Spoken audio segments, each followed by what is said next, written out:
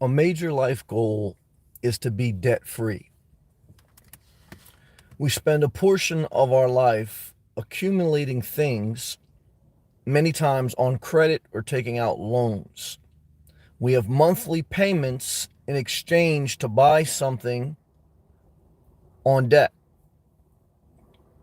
And we spend the majority of our life, if not all of our life, having monthly payments and having debt hang over our head. So, for the first time in my life this year, just about the age of 40, I'm debt free. How does it feel? Does it feel different than being in debt? Yes, it does. There's not like this great window opening, the sun comes through the sky type feeling, but there's less worry. And as you pay off debt, the worry decreases.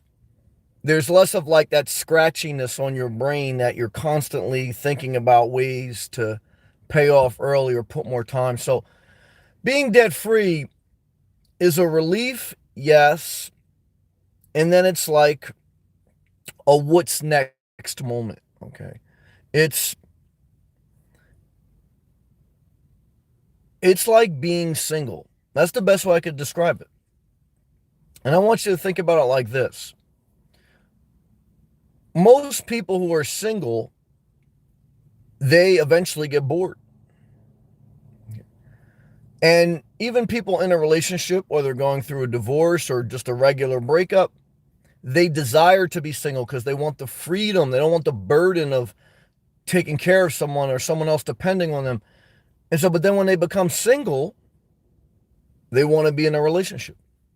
If you have been single and at peace for 3 years, then you know what it is to be debt free as far as how it feels. If you've been single, but you've been longing for a relationship, it's like you're not in debt, but you're looking to get into debt. You're looking to get into something. Because being in a relationship is being in debt emotionally.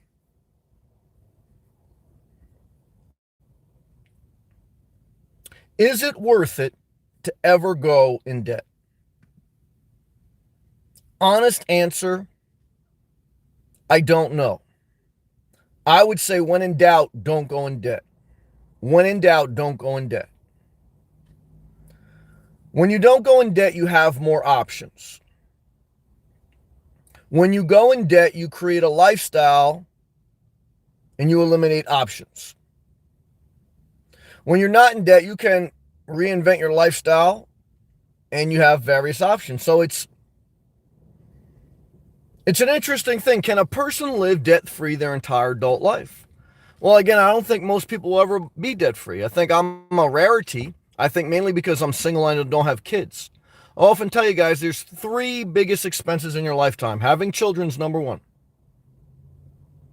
Having a house is number two. Having a car is number three. We're going to put college loan debt out there a little bit. But most people, either they have some type of child they're supporting, they have a mortgage, or even if they're fortunate enough to pay off their mortgage, they have property taxes and maybe other debts that went along with that house, or they have a car loan. Average car loan in America is $500. So what does this do? This kind of anchors us down to a certain way we live.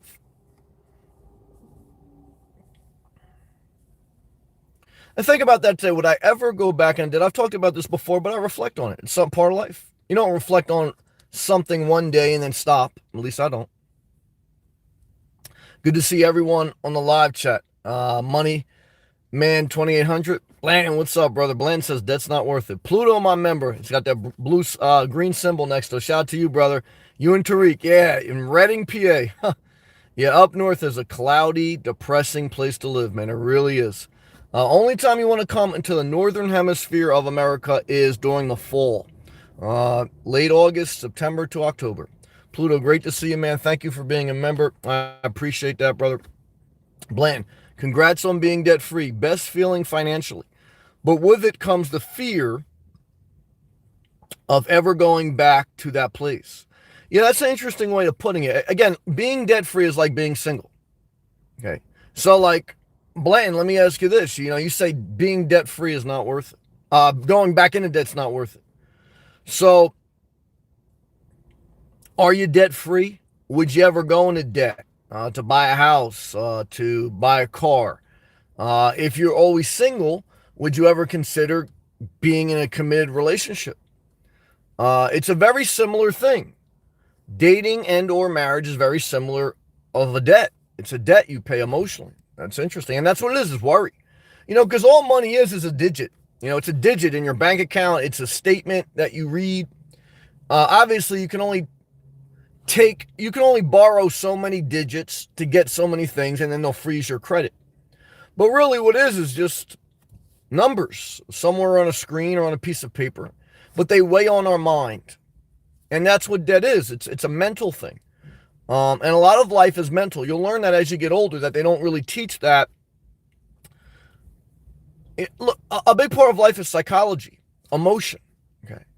So if you know emotion, if you know psychology, then you can kind of talk yourself off the ledge. There's times I have to talk myself off the ledge to get to a point where you can pay off debt. You have to discipline yourself to stay at it. So you have to kind of talk yourself out of emotional things. Then you have to talk yourself out of possibly reacquiring. Even Dave Ramsey, who is the king of financial being debt-free talk, and he helped me when I was younger. I listened to his radio show. It did help me, guide me. I don't agree with everything he says, but people don't agree with everything I say. But he does say he allows, or not that he allows, but in his mind, he said it would be acceptable if a person takes out debt for a house no longer than a 15-year mortgage. Do I agree with that? Well, again, I don't know. It's all individual, right? If you have a family and you're going to be stationed in one area, I can understand that. I mean, even I think about it. So, you never want to tell people how to spend their money. Will buying a house make you happy? I don't think so. I think then you just do renovations. I think it may be able to enhance your life. I understand the dynamic with renting is you kind of never feel it's yours and you feel like someone else is hanging over your head. I can understand that. And humans have a need for a level of privacy. I often tell you guys, what's the biggest negative of YouTube or any social media platform? It's you're exchanging some of your privacy for a level of a connection or entertainment. If you're willing to obviously put yourself out there. Obviously, if you got a fake profile, you're not willing to exchange anything. And I can understand that because I've been there too. So, there's many aspects psychologically to life. And there's many aspects psychologically to debt, and that's why the banks know that. And they know most people are just looking at, can they afford the monthly payment?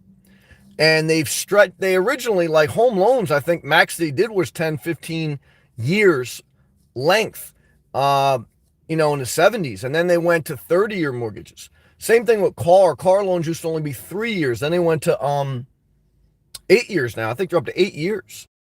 So what does that tell us? That tells us, look, like people are willing to spend as long as psychologically they know that they can handle it each month. And that's what causes a little bit of inflation too. Inflation is not just based off the Federal Reserve's printing money. It's also based off, look, you really can't afford that house, or you really can't afford that car. But if you stretch the payments out long enough, they may squeeze you in there. So there's a lot of layers to that. X4, what's up, man? From Northern Ireland. Yeah, I'm a little bit early on the East Coast time today, so shout out to everyone overseas. Shout out to Northern Ireland, man. Thank you, man. Hand pump emoji to you also. Moneyman 2800. What's up, brother? Sammy, how old were you when you moved out of your parents' house? Good question. I believe 22. But even before that, I wasn't really home that much, when I was in my late teens, early 20s. So I always worked. So I was either working or out. And then when I was 22, I bought a house, but I bought too big a house at that time for myself. I made it work, but I paid a price for it. And, what will get you to move out of your parents' house? Well, for me, it was just my mom's house. I was never really home, but I would say that one is a relationship. A relationship will nudge you out. There's a movie called Failure to Launch.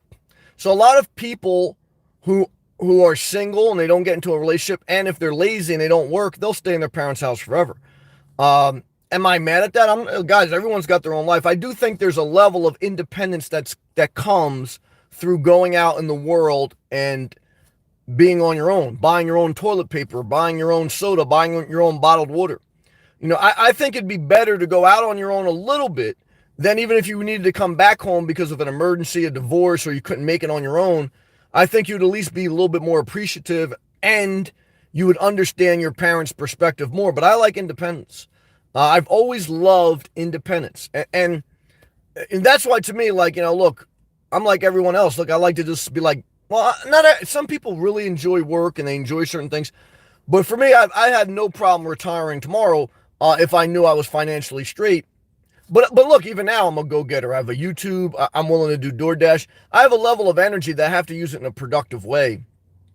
But I'm saying all that to say, a lot of my drive, especially younger on, always came from a place of I want to live life on my terms. I don't want to be under someone else's roof.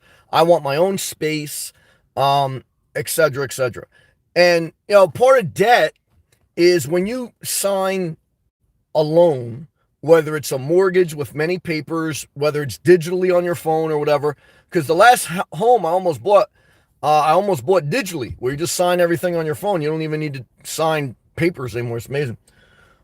But once you sign those things, whether it's a car loan, house loan, whatever, you agree to their terms. You live financially on their terms based on the money they give you. So you'll learn this as you get older in life. You can never borrow money from someone, whether it's your parents or whether it's the banks, without living life on their terms. And I've made those mistakes. And that's why I like to not owe anyone anything. Live life on my terms. And that's where being in debt is not worth it, to Blanton's point. Like I say, I know I'm at an extreme point now. I'm really struggling now because I want to add some comfort, but there's just nothing out there that fits what I'm specifically looking for. And the hardest part about life, or one of the hardest parts, is being patient for the right time. I'm not waiting for perfection, but you kind of know when you're forcing something. So I know right now there's nothing that fits that niche that I'm looking for me, whether it's a small, tiny house in a nice area or the small RV lot or whatever. I've had a couple opportunities, but every one of those opportunities would have caused me to go in debt. There was one RV lot in Florida in the middle of the country that I wouldn't have gone in debt for a couple of years ago, but I don't know if I really would have wanted to live in the middle of the country long term. So every big purchase is really it's a crossroads in your life that will take you down a path that's very hard to reverse. Debt is an anchor around you. It's going to station you to live a certain way for the length of the loan. 8 years is a long time. In just 2 months with the coronavirus, society flipped upside down. That's 2 months. Imagine an 8-year car loan. Imagine a 20-year, 30-year mortgage. How much life changes in 2 months, in 2 years, in 20 years. I mean, it's amazing that you have to be very cautious on what you're willing to tie up the majority of your life. I did the calculations today. We're going to continue to go into all live chats, guys. Please leave the live chats. Good to see you, Kira, Luke, everyone on there. Subscribe if you're not, guys. Click that thumbs up. And thank you, Pluto, for being a member. If you'd like to be a member, click that blue join button. Every Sunday, we do live-only chats for my members. But I think about that today. If the average car lasts around 10 years without a major mechanical issue, and a car can last way longer, or most people trade their car in every 4 to 6 years. Okay. The car could last at least 10 years without a major issue. These are average numbers, okay? There's always exceptions. So let's just think about it. In your adult life, most people get their license around 18. The average life expectancy is around 78. So if you got your license at 18, let's say you bought a brand new car, okay? And let's say you kept it for 10 years, which is the amount of time you would need to keep it to make a return on your investment and be out of debt with it, and then you even have some equity to buy another one. So 18, 28, 38, 48, 58, 68, 78.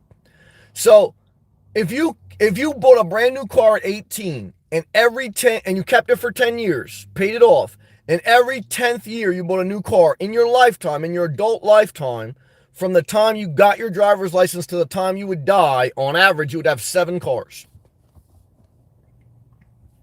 So if you thought about life like that you would only have 7 cars, each car you would probably give a little bit more thought to. Okay. Like Warren Buffett had this famous quote that, you're going to try many investments, some will fail, some will do good. But one thing I would tell you, so one of my number one piece of advice I would tell you is, remember, you only have one body. Okay. You'll have 7 cars maybe in your lifetime, maybe you'll have 3 houses, you only get one body. So take care of your body. And Warren Buffett, he drinks, what does he drink? Bland Pepsi, or I think he drinks Coke. But take care of your body. I think that's a powerful statement. You can learn even from someone who's overweight. I think about that. I thought about that when I got my health together. You need all your physical and mental strength to get through life in this world, especially as you get older. And part of the mental stress of this life becomes heavier with debt. It does. And I really value my mental health. And I really realize how fragile it is in life. And I know a lot of people are masking a broken mind. I know it. So that's why I'm willing to speak on it, because I see a lot of people out there struggling. And I feel it myself. I'm honest. But does it make the mental health easier not having debt? Oh, definitely. I would say yes. Yeah. Yeah. Is your life better as far as just mental health? Not talking about financial. Is your mental health in a better place without being in debt? Answer yes, just from the aspect of you would have less stress in your life. Now, again, would being debt-free solve all your mental problems? No, you're still going to go through life, okay? But I think about that. Now, does living in your car with no debt, without a house, solve your life? Not necessarily. That could make your life worse. So, I balance that out also. I'm an honest person. Like, having a stable place to live with comforts and conveniences, that plays a part for your mental health too. So, and that's, I do reflect, would I go into debt for a home? I would probably go into it for a home or an RV. I value my savings account more than I value being debt free. Why? Because look, if you get laid off tomorrow, it matters what you have in your savings account, not that you're debt free. Because you're never expense free. What does that mean? You can pay off your mortgage, but you still have homeowner's insurance. You can DoorDash, but you still have to pay for your own health insurance, car insurance. You always have insurances, gas, food, etc. So you're never expense free, never. So you're always going to have some level of financial concern in your life. So you need to get past the point of not having a level of financial worry in your life. Okay. Less debt or no debt is less worry. Okay, but there's always going to be a money worry, always. Because like I said, you're always going to have a need for money to buy food, shelter, etc. Okay, gas, whatever, entertainment, whatever. So then you're just at a point where you're trying to decide, is it worth it to have a little bit of your life living on someone else's terms? I mean, as I talk it out, I want to say no. I really do want to say no. Because I don't like the way that sounds. I really don't. Let's continue your live chat. Let me take a hydration break, guys. Let me know your thoughts in the live chat. Click that thumbs up if you don't mind. I appreciate that. We got 38 people watching, 7 thumbs up. Come on, man. Don't be stingy on the thumbs up. I know I am too. I thought about that today. Sometimes I watch. I don't get it. All right, let's read. Money Man. Sammy. Oh, I read that. Ryder71. What's up, man? Blessings. First time here, Ryder. Great to have you, man. Thank you for watching. Kira, great to see you, Kira. How's everything been with you? How you holding up? See me? Debt can be worth it, he says, if it is an investment. Relationships are an investment. Homes have been an investment, but with extremely high risk lately. Fair point. That's a fair comment. Good job. X4, just watched a talk by Steve Harvey today saying that we can have all the money we want. We just have to ask for it. But to be honest, with more money comes more responsibility. Yeah, Steve Harvey, he's been divorced a few times. He's had a few people say that he was an arrogant asshole. Even I think the second Kings of Comedy tour didn't happen because I don't know if it was Bernie Mac or other people. They started beefing with Steve Harvey. So Steve Harvey, he's a prick a little bit. Like, I remember driving when I was young working construction. He was on, I think it was BLS in New Jersey, New York. It was like 107.5. He used to be on a morning show, and he used to give like an opening thing about gospel and about motivational speaking. And he was like, never have a plan B, only a plan A. But, look, his life, if you look at his personal life, not just his sermon, he's made the wrong decision. He's treated people badly. So you take everyone what they say with a grain of salt, and you got to figure out your own life. But I don't agree that we can, I agree a big part of life is in the mindset and what we can do and what we can accomplish. So I don't want to belittle that. It's a tough balance between being an optimist and a realist. The facts are, statistically, most people will be middle class. There will be a certain percentage of people that are poor and a certain percentage of people that are rich. Now, you can enhance your life, but and you can get lucky. This is how you can put yourself in the best position possible. One is you have to show up, period. I don't care if you're Steve Harvey, inspirational nomad, a janitor, a DoorDasher. Everything in life, it always starts with showing up. And that's where most people fail. They roll over in their bed, and at 2 o'clock in the afternoon, they listen to Steve Harvey and they think, well, I can think my way to making money. Can't do it. The second thing is you have to show up consistently. There's some people that start the new year like a bat out of hell. They're going to lose weight. They're going to get money. Now, does anyone even remember their New Year's resolutions? No one. Guys, people just trying to survive the coronavirus. So, show up. You got to be consistent. You got to have a good attitude. That's number 3. And that's where I believe in a positive mindset. It doesn't mean you can't be real and say, look, this sucks. I don't like, but again, there's a protocol for every attitude, right? Like I'm very, I can be very free-spirited in my live feeds because there's a protocol for YouTube, right? There's a different protocol if you showed up on a job site. You don't just talk freely your mind all the time. Some things you have to bite your tongue. Some things you have to be diplomatic. What are we talking about? We're talking about how do you be successful. Before we even talk about debt, you got to show up. You got to be consistent. You got to have a good attitude overall. Okay. And you got to stay out of drama. 4 things you need.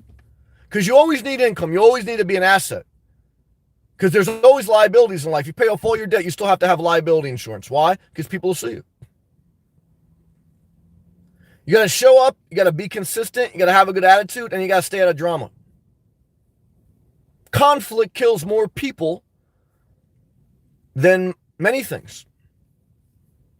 Whether it would be road rage, a disagreement at the job site, whether it would be whatever.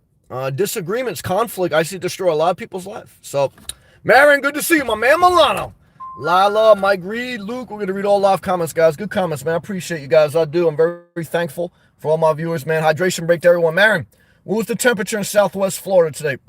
Milano, I'm trying to think if I want to go down to Southeast Florida for a couple of weeks.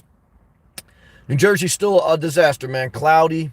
Not nice. Not nice. Jersey Shore probably packed this weekend. It'll be a shit show. Forex says, I like the simple life. I agree with that. I do. I want a little bit more comfort in my life.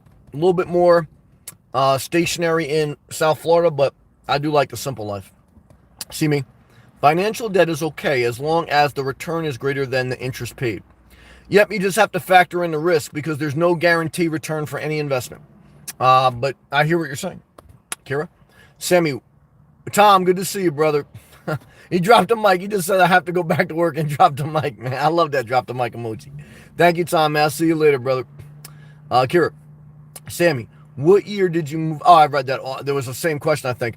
Thank you, Kira. Yeah, 22. But like I said, once I hit like 17 or so, I was barely ever at my mom's house.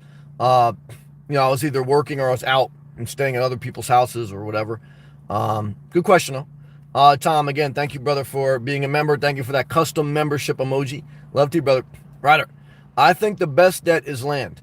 Yeah, I mean, that's what Dave Ramsey preaches. I mean, I could understand that. But it has to be, in my opinion, it should be in a good area. You know, like right now, there's parts, and I think I may do some videos about that, show you different parts of Florida where you can buy cheap land, you can put a tiny home or RV, but it's in the middle of nowhere. So it's like, one is you may not even have to go into debt to buy the land. It may only be a couple $1,000s.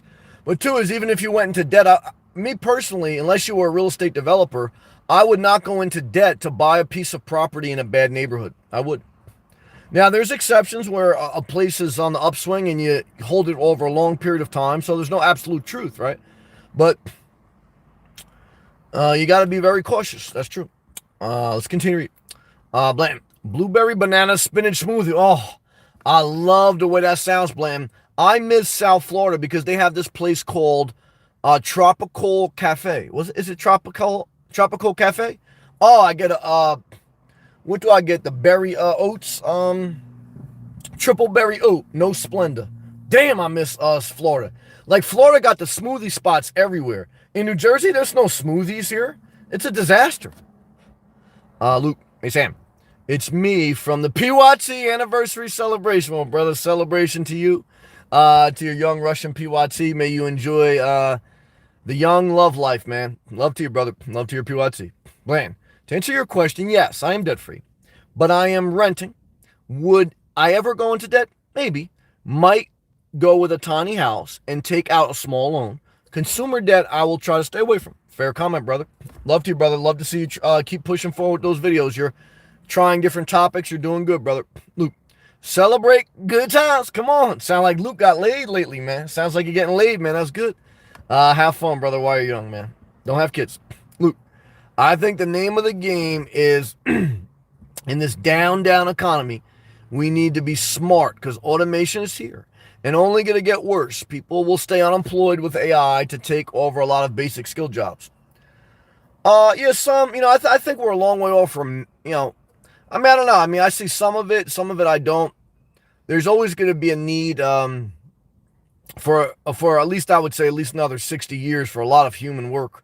So, we'll see how it plays out. Luke, consolidate debt, live below your means, and live a simple life. That's well said. Luke, Sam, have you ever bird bathed since you went to Planet Fitness gyms? I can't go to Planet, no. And do you ever think of doing fitness on the beach? I have not took a bird bath, no, which is basically like a sponge bath. That's the main option though right now.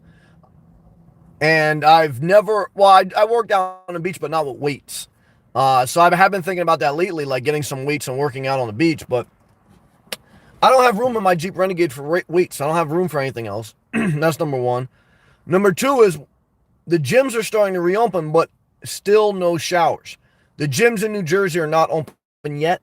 I heard maybe sometime in June. The gyms in Florida are open on a limited basis, but no showers. So that's still going to be a challenge. But I'm a little bit cautious to buy something because once all those things open up, it's going to be a different world again. It's going to be an easier world to be a nomad. But,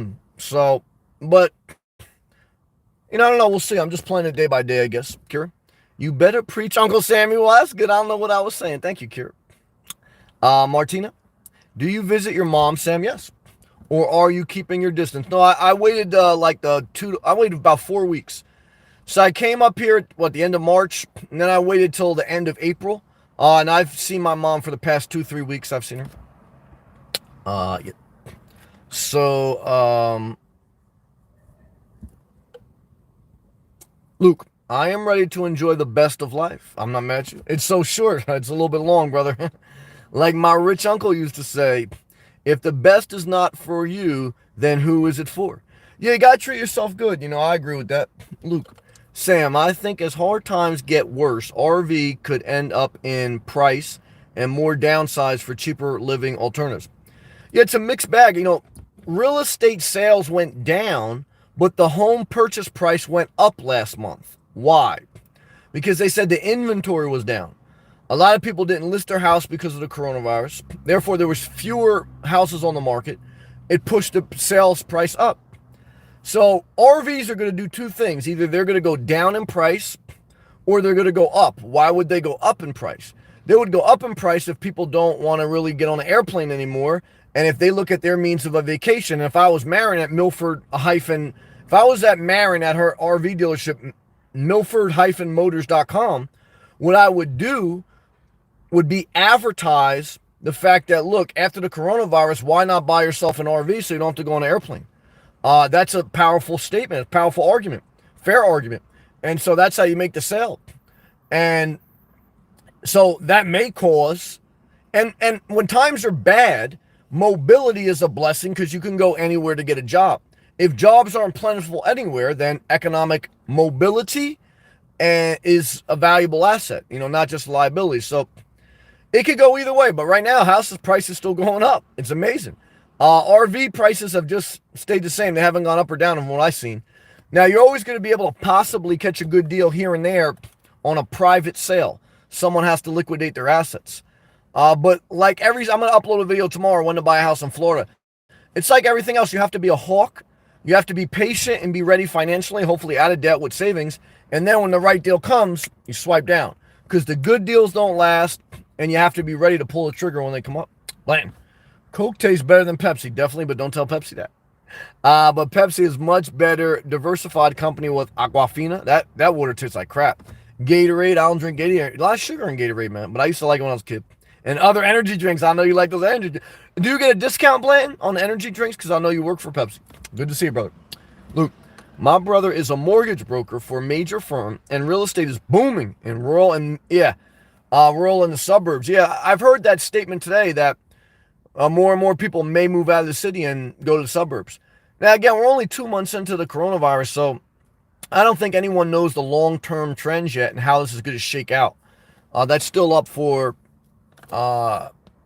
endless possibilities in one sense. But I wouldn't, I think about that. Like right now, I'm gonna do a video too about where you can buy cheap land in the middle of Florida.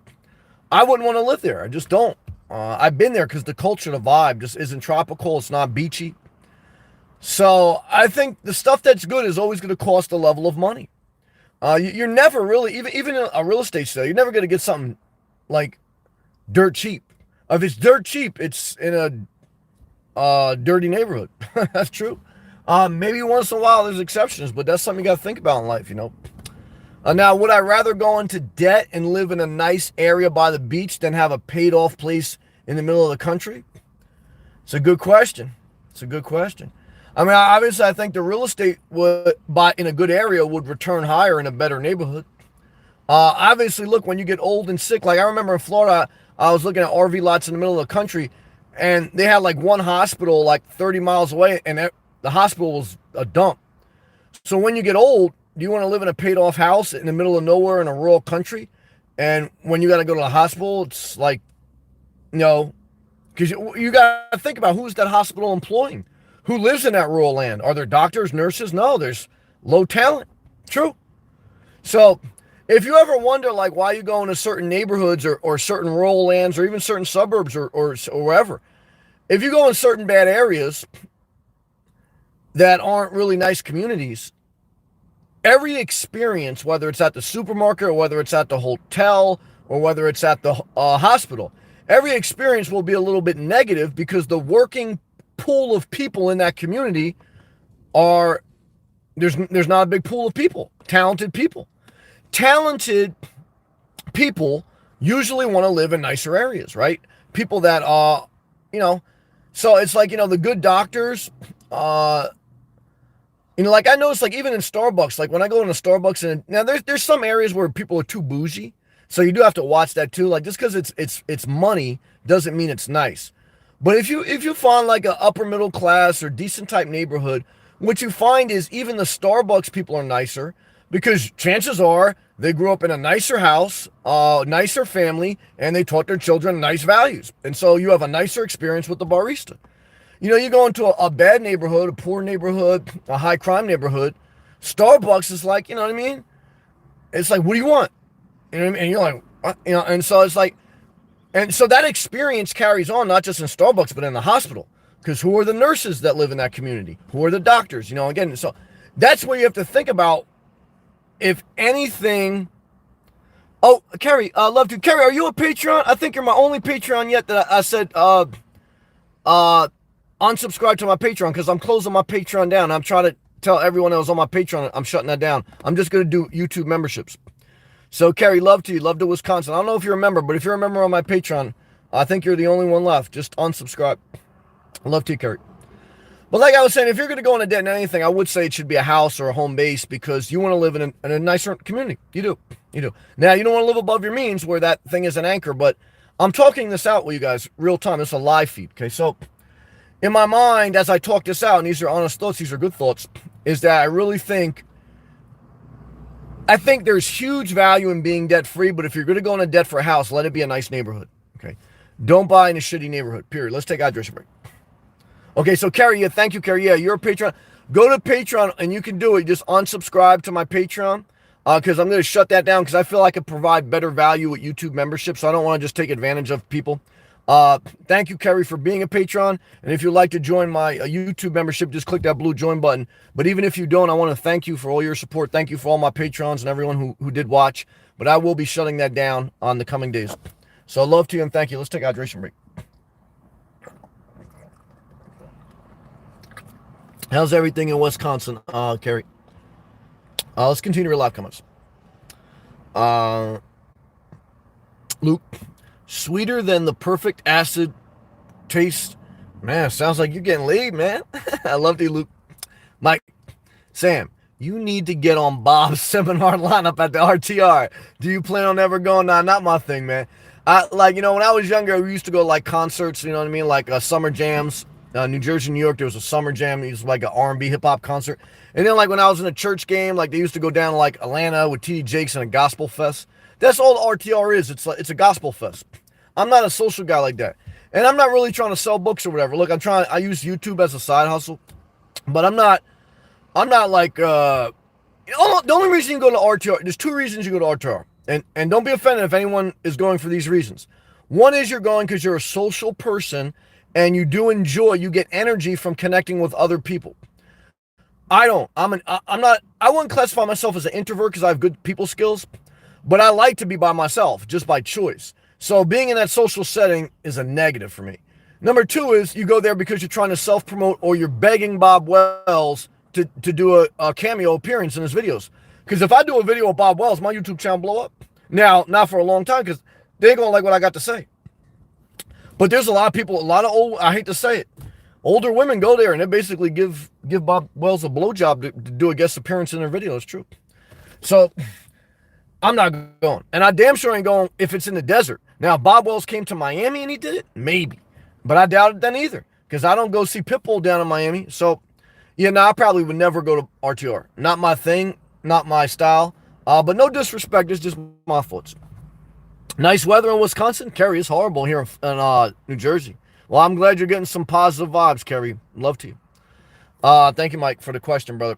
And again, don't take offense if you guys like the RTR. These are just my thoughts. Luke, oh my God, we're about to pig our faces out the Brazilian steakhouse. I'm not mad at you, man. You gotta enjoy life.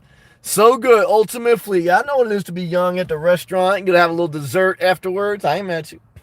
Luke, eBay sales pay for our dinner and you're making money and things are looking up for you, man. You look positive. Love to you, Luke. Mike, a business professor told me that any debt you take on, make sure interest is tax deductible. Yeah, that's an interesting comment. I can understand that. Now, even if it's tax deductible, you're still outlaying more money than you're getting back. When you get a tax deduction, you just get back some of your money. Now, when Trump did the tax cuts, one thing he did do was I think they extended the amount you can standardly deduct in your yearly income tax. So they increased the standard deduction like $12,000 or something like that for a single person. So most people don't pay more than $12,000 worth of interest on their house. So the standard deduction up in allowance really wiped out a lot of people's, or really just voided the fact that even if you're paying for interest on your mortgage, it wouldn't, because the way the standard deduction works is, let's just say the government allows you to deduct $12,000 a year from your taxes. Now, if you itemize your expenses, like your mortgage interest, anything else, it has to exceed $12,000 or else you just go with the standard deduction. So now that that's up, unless you had a lot of interest and stuff like that, it wouldn't even be worth it. So, but I do think about, the RV loan, I could deduct that and stuff like that. But, no, it's something to think about though. It's a good point. Lila, AK Zach. rent house, $2,700 a month in Venice, Florida. My life living later, my friends. Well, Lila, good to see you. Milano, what's up, brother? Sam, hey, we need a savings account. You damn right, brother. So we can move forward on our own way. I like where you're going with that. No other way. Yeah, I like independence, brother. Shout out to you and Emilio, man. What's the weather in Miami, man? Marin, shout out to Southwest Florida. Marin says, haha, you have great subjects. Toasting hydration breaks with you. Love to you. It was 90 degrees. I like that heat. Miami Heat, guys. Do you know Miami is so hot? They named their sports team Heat. I want you to think about that. You know how hot it is in Florida when you name a sports team Heat? You just call your sports team. It's the Miami Heat. like New Jersey, cold ass shitty town, whatever. So, forget my language, but I get upset. You have to love it. Rain tomorrow. Yeah, I don't like that. But when it rains in Florida, it'll come down for a little bit and it'll stop. Okay. Now it's humid now towards the summer months. But if it rains up north, it rains, it's cold, it's windy, it's dreary. Ugh. Mike, Hollywood, Florida was rainy but warm. See? Yep. See, it still stays warm. I know about that rain. Damn, I missed that rain. Wow. Sammy, hot during the day, yeah. But afternoon gets better. Louise, good time to go for a walk. Red Line Max, what's up, brother? Hey, Sam. Been a while. Good to have you. But I'm glad to catch you. It's great to have you, man. Hope you all's well and you get back to Florida soon. Thank you, brother. It's great to have you, man. Milano, Sammy, that is the way the rich people get best deals. Now, rich people got a whole nother way to get that, but we'll talk about that in another live feed. When you have big pockets, you can walk away. Well, that's true. Or, I'll sum up. When you're rich, you put nothing in your name. You create entities. You create LLCs. You create corporations. And what you do is you leverage the shit, meaning you take out maximum debt on your corporation or LLC. And then if it doesn't work out, you bankrupt it. Okay. And then you re-leverage. So those are for the big dogs. No big dog has companies in their name. They have entities. And with it either hopes to take it public. When you take your company public on the stock market and you're a publicly traded company, all you're doing is getting debt issued. And you're moving the risk from your pockets to their pockets. Because if you're a publicly traded company and you're issuing stock, if your business goes bankrupt, do you go bankrupt? No. The stockholders go bankrupt. The bondholders go bankrupt. That's the whole gimmick. Like Donald Trump went bankrupt 6 times, but not him personally, his businesses, okay? So what he did was he created businesses. He leveraged them. He took a lot of debt, and if they didn't work out, let them fail, okay? Him personally, he never did because you protect your own bag. A rich person will never go bankrupt because they always got something hit, at least $1 million hidden. Their businesses will go bankrupt because they leverage them. But that's a whole nother game. You got to be very careful when you swim with sharks. And I've swum in the Atlantic Ocean with sharks. And what I can tell you is this is dangerous, very dangerous. When Florida got the smoothie game on point. Ain't no one can mess with Florida, guys. Miami Heat, it's hot down there. Got to have a good smoothie. Every day I'd have a smoothie in Florida. Damn, I miss that life. Every day I'm over here in New Jersey. There ain't a smoothie in sight, man. I went for a walk today. You should see the quality of the women up here. Oh, what a disaster. I hate to say that. But even me, I told you guys, I lost my sex appeal when I came back to Jersey. I respect. Look, I'm an honest guy. So I tell you guys, look, I lost my sex appeal. I lost my tan. I lost my workout. And when you come to New Jersey, you get like 2% uglier just by default. And when I say 2%, I'm not talking about 2% out of 100. I'm talking about like out of a scale of 1 to 10 hot. I was like a 9.5 in Florida. Okay, and I was only a 9.5 because there's always room for improvement. But I've went down to a 7. I've gone down to a 7. So, it's not easy. It's not easy when you leave Florida. It's very true. Bland. South Carolina has the McDonald's game, and let me tell you guys, it's not good. Guys, McDonald's is a shithole, man. I mean, if you go to McDonald's for a Diet Coke, that's good. If you're eating any food at a McDonald's, guys, you're destroying your life. But when you're young, destroy your life. But once you get into your 30s, you got to cut out McDonald's. Lane. Luke got that PYT. Yeah, he got the young Russian PYT. Carrie, it's great to have you. Thank you again for all your support, Carrie. You've really been kind to me. Love to Wisconsin. She's from Wisconsin. I'm doing the best I can, Carrie. I'm a little frustrated, but I'm thankful. How are you? I don't know how I ended up off your list. Well, I'm just very grateful for everything you've done for me. I don't forget it. I appreciate you subscribing. Money Man. Have you ever heard of anyone getting arrested for sleeping in their car? No, but I have seen people who they're not compliant with law officers when they tell them to keep it moving. They're unruly, they have mental problems or drug problems, and thus it leads to an incident with the cops and they get arrested. So the bottom line is the nomad life does have a certain percentage of people that have drug or mental problems. And when they have a run-in with the law, they just don't know how to handle it civilly. And the cop was not looking to arrest them, but they escalated a situation that didn't need to be escalated, and they went back into jail. So I told you guys, there's 4 ways that you basically gain your financial income and your stability. One is you got to show up. Okay, and people are mentally disturbed. And you got to be consistent. That takes tenacity. 3 is you got to have an overall positive attitude. 4 is you got to avoid conflict.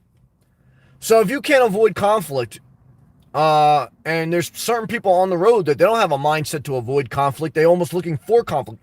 I had one guy that was following me when the coronavirus hit. He was like preaching, get your gun.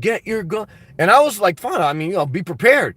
But everything he was talking about was all about like, he's waiting for conflict. There's some people right now in their van, in their truck, they're waiting for it. They want it. Guys, I'm waiting to get back down to Boca. I want to see these girls again. You know what I mean? So everyone's waiting for different things, Carrie, yes, I am. Good to have you back. Carrie, she's okay. Good. Carrie, okay, I will do. Love to you, Carrie. Thank you again. Money Man, are you starting your live streams earlier now? Yeah, I started today. I don't know what it was. Close to 6 p.m. Eastern Standard Time, probably a little before. I just take it with, it'll be in the afternoon sometimes, after 5. But right now, I just kind of take it how I feel. I like that flexibility. So I don't know. It helps for the people that watch overseas. But I don't have a fixed time. When I'm in Florida, I usually do it a little bit later because I'm at the beach. So if I was at Florida, I would probably never do it this early because I'd be swimming in the Atlantic Ocean right now. But I'm in New Jersey, so there's nothing to do. It's like after work, there's nothing to do. What are you gonna do? There's fucking nothing to do. It's shithole. You gonna go bowling? You know the psychopaths that they go bowling? Guys, New Jersey shit. I hate to say it. Kerry, thank you. I love you, Kerry. Thank you. Al Noyce, I guess you're coming with me on the ride home from work. Yeah. Al Noyce, shout out to you, man. You're driving home from work. See, Al Noyce likes it when I go a little bit earlier. I'm like the Joe Rogan, the $100 million man of YouTube. Red Pill, what's up, man? Al Noyce, unfortunately, the only Latino MILFs are in my head. Well, damn, they damn sure ain't in Chicago. Damn right. I'm sorry, man, but you gotta use your imagination when you're in Chicago. Aaron, laughing what? Hey, man, gotta have a good time in life. Lila, aka Zach. I want Trump to get virus, but I don't wish that on people. That's not healthy. Be hospitalized. Well, I understand. Look, guys, again, you guys, I'm not going to go into the big political thing because I already addressed like how I feel, but you should never wish suffering on someone else. I understand it. You get a divorce. You wish your ex would get run over by a truck. I understand it. I understand we all wish death on people sometimes in our minds, so I don't want to be like disingenuous, but don't live in that place mentally because you're hurting yourself. Spite is drinking your own poison and expecting someone else to die. It's that mindset of revenge, but that's the Trump mindset. He wrote a book that he believes in eye for an eye. So, I'm not like that, guys. Guys, I don't think about politics. I talk about politics when there's a big issue and there's something to speak about, but I don't get stuck in that place because it's just no matter who you're talking about, Democrat, Republican, it's a disaster. So just enjoy your life as best you can. My brother Savat, also a member, brother. Love to you, man. Good to have you. 2% uglier. Well, brother, we're doing the best we can, man. I feel like I'm back in Bosnia, man. That's what New Jersey feels like right now, man. Total disaster. Josh, hey, chat. What's up, Josh? How'd your car make out, brother? Aaron, eat more healthy. Try calorie counting. Prioritize protein, fat, veggies, fruits. I did that, guys. I counted calories. I probably ate less. I ate just enough to survive. I was 150 pounds. I'm almost 6 foot. For 3 years, I maintained that weight. So, guys, I did all that. At this point in my life, I'm not counting calories. I'm conscious of them. I'm about 225 to 235. So I'm good. I like to put on a little bit more muscle. But I'm not really in the game to lose any more weight. And I don't really want to gain anymore. I got very intense. Oh, Carrie became a member of Celebration Emoji. Carrie, we are going to celebrate on our Sunday only members chat. You now have unlocked 5 custom emojis. Savat, Tom, Pluto, any of our members can tell you how to use them. 5 extra emojis. You'd have a green symbol next to your name. You join my chat. Thank you. And I'll see you on our Sundays only member chat. Love to you, Kerry. We're going to warm up Wisconsin. Shout out to you and thank you for your support. God bless you. So let's continue. Stephanie. Hey, Stephanie. Hey, Sam. Are you coming back to Florida? I'm thinking about it seriously. The only thing that's holding me up is the gym showers are still not open. And the campsites, a lot of them are somewhat open, but they're not allowing tent camping. So the resources aren't there. And I got to think about, am I going to make my life worse if I go down for a couple of weeks or better? So that's my dilemma. Josh, no smoothies in Jersey. Why would you even want a smoothie? 60 degrees is hot here, man. Nah, New Jersey's a disaster. That sucks, yep. I bet they have plenty of pork roll, egg, and cheese. It's a total disaster. Carrie, yep, things are opening it up. I will join your chat. Thank you, Carrie. Josh, Nomad, I had a rough day. I'm sorry, brother. Got at work at 5 a.m. and as soon as I arrived, my car broke down. I read your comment earlier today. Asked my manager if I could leave early to take care of it. He was cool with that. Well, that's positive. How to make out. Luke says, Sam, you made a great point about the rich, but any of us. And do some LLCs, C Corps, etc. And borrow lower levels of debt to investment. Yeah, that's why when the Federal Reserve, when they like 3 weeks ago, they started to buy junk bonds. That's what propped up the stock market. That's a bailout to every publicly traded company. So even if a company didn't receive bailout money, and some companies did, just them buying the junk bonds, it lifted the entire market. Why? Because the bondholder is more important than the shareholder. Why? Because if a company goes bankrupt, the bondholder has first rights to the debt, okay? And so the shareholder can get wiped out. The bondholder gets a certain amount of the assets that are liquidated. So when you guarantee that the bondholder is not going to be totally wiped out, you up the market. Guys, see, most people ain't paying attention, but that's part of life. The big dogs, that's how they get down. Josh, got my car towed and just got out of the repair shop. Thank the Lord. Thank God, amen. Was just my battery, got a new battery, and I got paid. Well, yes, always do proactive. I change my battery every 3 or 4 years proactively. The average lifespan of a battery is 5 years, 5 to 7 years max. But I would say when you get around 3-4 years, consider proactively changing your car battery. That's what I do. I don't wait till last minute. That's true.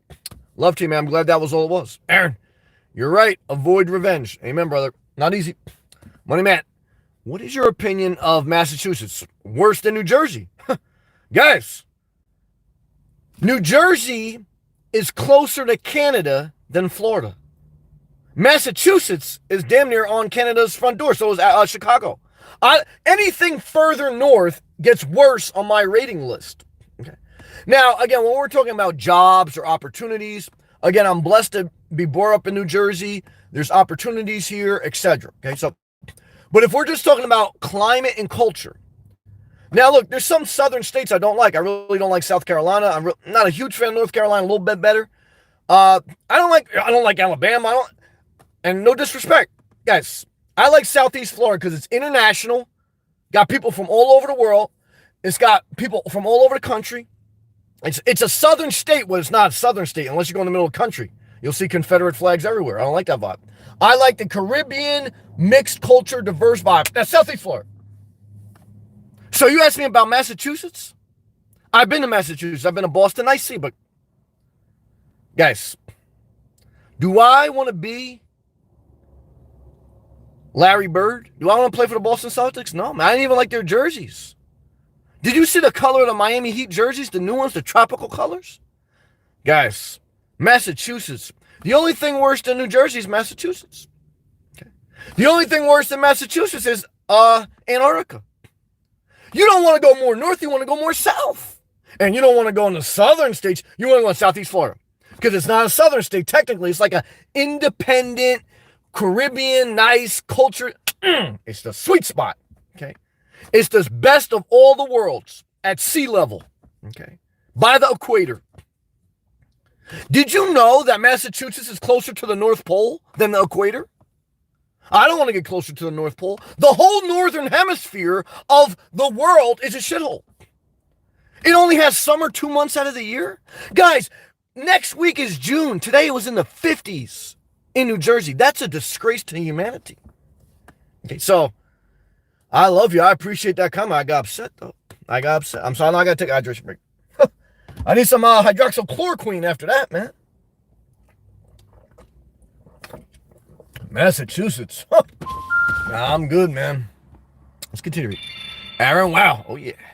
Kerry, thank you again for joining, Kerry. I really appreciate that. It means a lot. I join a lot, chat. I can't wait to have you, man. It's good to have you. Red Pill, how much has living in the vehicle saved you on debt?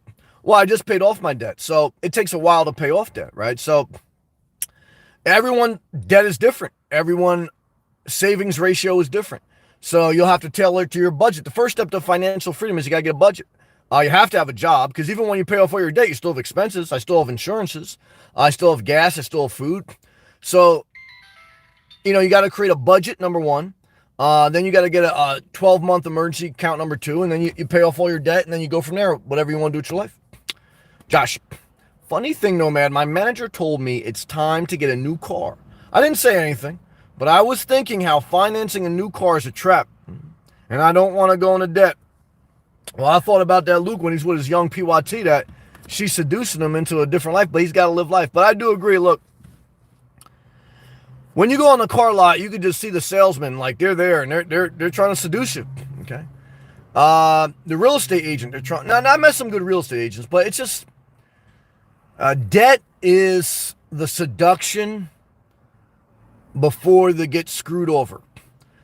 Debt, getting ready to take on debt is like dating your wife before she's your wife. And 10 years later, she don't look at you the same. And you're still going to have that debt 10 years later. 30 years later, you may still have that debt. And it discourages you. It's true. Red Pill, do you shower at truck stops? I have. Since the gym closed, I have, yes. They range from about $12 to $15 per shower. Carrie, thank you again, Carrie. Appreciate all my members. Carrie, okay? Yep. Carrie, you're welcome. Thank you. It's 73 degrees in Wisconsin. Wow, that's a shocker. Mike, interesting you say that about the bonds. That's why Apple, Microsoft hoard money. Oh, they do. Overseas. Yeah, they all do. So, like I say, guys, rich people hoard money. Poor people spend it. Even middle working class spend it. They have to. So, like, the argument with universal basic income, some people say it will cause inflation. Or it will cause a recession. But guys, when you give poor middle-class people money, they spend it. That will cause growth. We gave the corporations and upper-class people tax cuts because we said, even though we're going into a deficit as a nation to do it, it will spur growth. So guys, if you gave everyone $1,000 a month, 70 to 80% of society would spend it within that month. And if they know that every month they're getting that money, they can spend it more liberally. And when they spend it more liberally, more businesses are able to make money. So guys, will that cause inflation? Well, guys, when we just printed $5 trillion in 5 weeks. Did that cause inflation? Did we worry about inflation? The Federal Reserve Chairman, the U.S. Secretary of Finance, Steve Mnuchin, who is an ex-CEO of Goldman Sachs, he was asked, how are we going to pay for all this debt? He goes, well, we'll worry about it later. So guys, when it's time for the junk bonds to get bought, when it's time for the trillions to get pumped into the system, they worry about the debt later. But if you say universal income or healthcare, they go, I don't know how we're going to pay for this. Right now, the Republican congressman from South Carolina, he said, I'm taking a stance, him and the other guy from Kentucky, we're not going to extend the unemployment enhanced benefits because we're paying people too much to be unemployed. And so they don't realize that you have to pay your own health insurance too when you're unemployed. So pretty much if you're on unemployment, the Republicans do not want to extend it past 6 months. You're going to go back to, as an example, in Florida, when you're unemployed, like the maximum unemployment is $275 per week. So that's nothing. What is that, about $1,000 a month? You can't pay health insurance and your monthly bills with that. So right now, the enhanced unemployment, you get about $1,000 a week. So that will allow you to pay all your things and pay your health care, etc. But once that expires, then you're going to see people struggling. Amasi, laughing. Aaron, yeah, I heard about the senior housing tax in Massachusetts. Too expensive. Yeah, I don't know enough about that to comment. Red Pill. I live in North Carolina, Raleigh, North Carolina. You would love it. I won't say I've been, I won't, I cannot say I've been to Raleigh, but I passed through North Carolina. I wouldn't love it. Not my style. I don't like anything other than Southeast Florida, but I appreciate you and I respect you. Plus, we have decent beaches. Nah, I've been in beaches, North Carolina. It's shithole. I'm not gonna lie to you, guys. Even in Jacksonville, St. Augustine, those beaches are a shithole. Uh, so you got to get all the way down to Palm Beach County and lower before the beaches get nice. So I love you. I respect you. I'm no disrespect to South North Carolina, but nah, North Carolina's a dump, man. Not South Carolina beach. Yeah, no disrespect, no disrespect. I'm playing Red Pill. I'm from Greensboro, but now we live in upstate South Carolina. I can hear an energy drink floating in the street somewhere in Greensboro. Aaron, it's too cold in Georgia. Georgia's a disaster. It's getting warmer for the next 2 weeks. Yeah, it's just humid. You got no ocean, man. Yeah, Georgia got no ocean. Nah, I can't go to Georgia. Lila, hey, no, Matt. You been to Yellowstone? Nah, Yellowstone's in the middle of mountains. I don't want to go there. I want to see like the bears and stuff like that. I don't want to see a bear. I want to see a MILF. I damn sure I don't want to see no bear, man. Nah, I ain't doing that. Money, Matt. I think what is actually happening is global cooling. I got no idea, guys. Bottom line is, I just want to get back to South Florida because I want to hot. Kerry was 64. I know pollution is real. Okay, so I don't know about the global warming. Statistically, they say like the Earth's temperature has increased about 1 degree and the sea level has rose in the past 100 years in a certain amount of inches. Now, they don't know if that's definitely fact, but they don't know if that's in a cycle of every million years or 500 years, the Earth gets warmer or cooler. We do know pollution is real. Why? Because if you took your mouth and you started your car and you put it on your exhaust pipe, you would die from the carbon monoxide. So you know pollution is real. Even Donald Trump said when he was asked about global warming is, look, there's something there, but I'm not willing to destroy our oil companies just for some thing that we can't fully determine. The oil company, the CEO of Hess, oil company like Hess Trucks, the CEO, he said, look, global warming's real. So now again, when does it go past the point of unreturn? Can the earth heal itself? Like if you break your leg, it can heal itself depending on how bad it's broke? Sure. No one knows that. I don't know that. All I do know is pollution's real. Now, does that mean that we should shut down every gas company and only have solar electric? No, not necessarily, because there's certain things that you need gas for, but you should go more towards renewable energies if they make somewhat sense. It's a balance. You need balance. You need balance. And people struggle with balance. They go to extremes. And that's where you see the debate. Kerry, 64 degrees. Well, that's not bad. Kerry, do you know if Border Patrol is doing screening at Florida line? What can I expect? You going to Florida? I heard they were doing screenings on I-95 like 2 weeks after the quarantines in early April because they wanted to slow up the flow from people from New York and up northeast. But even then, they did not prohibit people from coming, but you had to self-quarantine for 2 weeks in Florida and you had to have a place to stay. So right now, I don't think there's checkpoints, but even if they are, you shouldn't have any issue getting in. Drunk. Socialism for the elite, capitalism for the rest of us. To a big extent, that's the way it is. Now, I balance that because, look, I still believe that we do live in a land where if you put some effort into your life, you can do great things and you can make a decent income if you don't get in too much debt. If you're willing to work, okay, and if you show up consistently and if you have a positive attitude and if you avoid drama at the workplace, over time, you can build your equity in the workforce and you can pay down your debt. Now, if you have too many children too early, if you take on too much debt too early, yeah, you'll be behind the 8 ball the rest of your life. And I almost fell into that trap.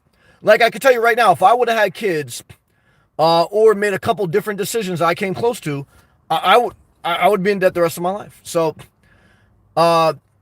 you got to balance it. But there's no doubt about it that it doesn't matter if Joe Biden or Trump gets elected. Corporations, they run the country. And like when you talk about dealing with trade, China has nothing to do with trade. It's all about corporations. You can go to Apple tomorrow and say, look, I don't care what China's government's been doing. You're Apple.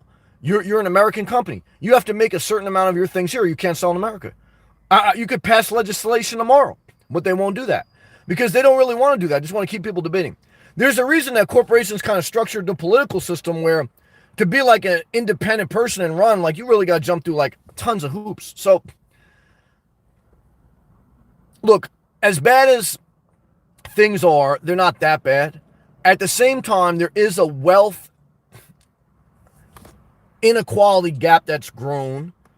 I do think out of all, we were already $22 trillion in debt before the coronavirus. Donald Trump accelerated that with the tax cuts and with military spending. So it happens under both presidents. And like you should at least just say, let's get rid of the biggest burdens for the working class, which is healthcare and college loan debt. Okay. Medical bills are the number one cause of bankruptcy in America. America is the only first world country that doesn't have universal health care, except if you're a senior citizen, you have Medicare. Okay, you're 62. Or if you're very poor, you have Medicaid. But if you're a middle class person, if you get laid off, you have to pay your own insurance. That's like about $500 a month. That'll break you. I paid my own insurance. I paid Cobra. So for the middle class sake, because to be honest with you, the senior citizens and the very poor, they're already getting universal health care. That's true. So who's getting squeezed is the working class. Okay. And what you need to do is that's who needs universal health care, and that's who needs universal income.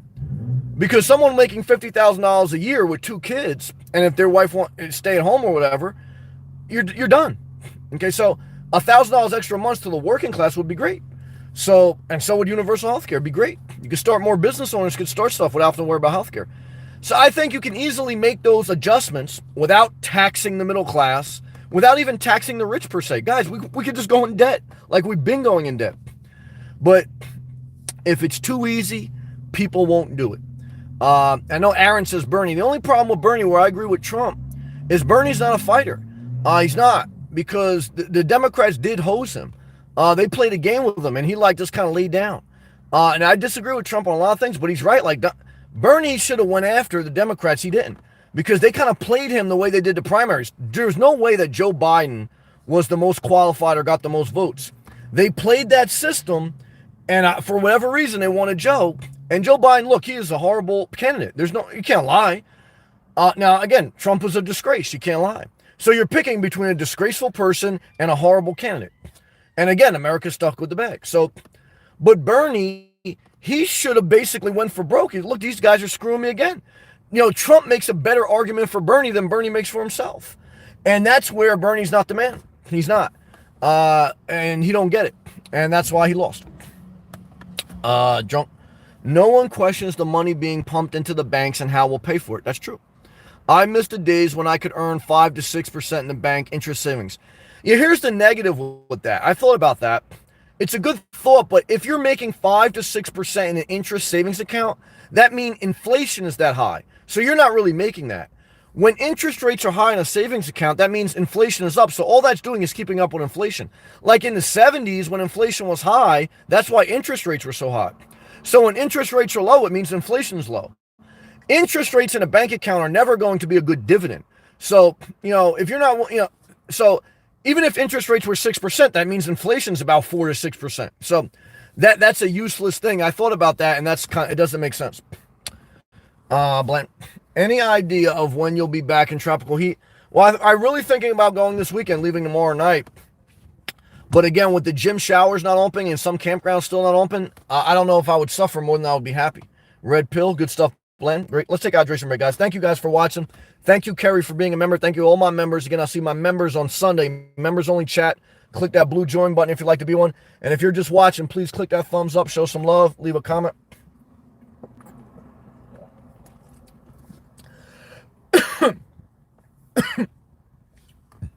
Money man, excuse me.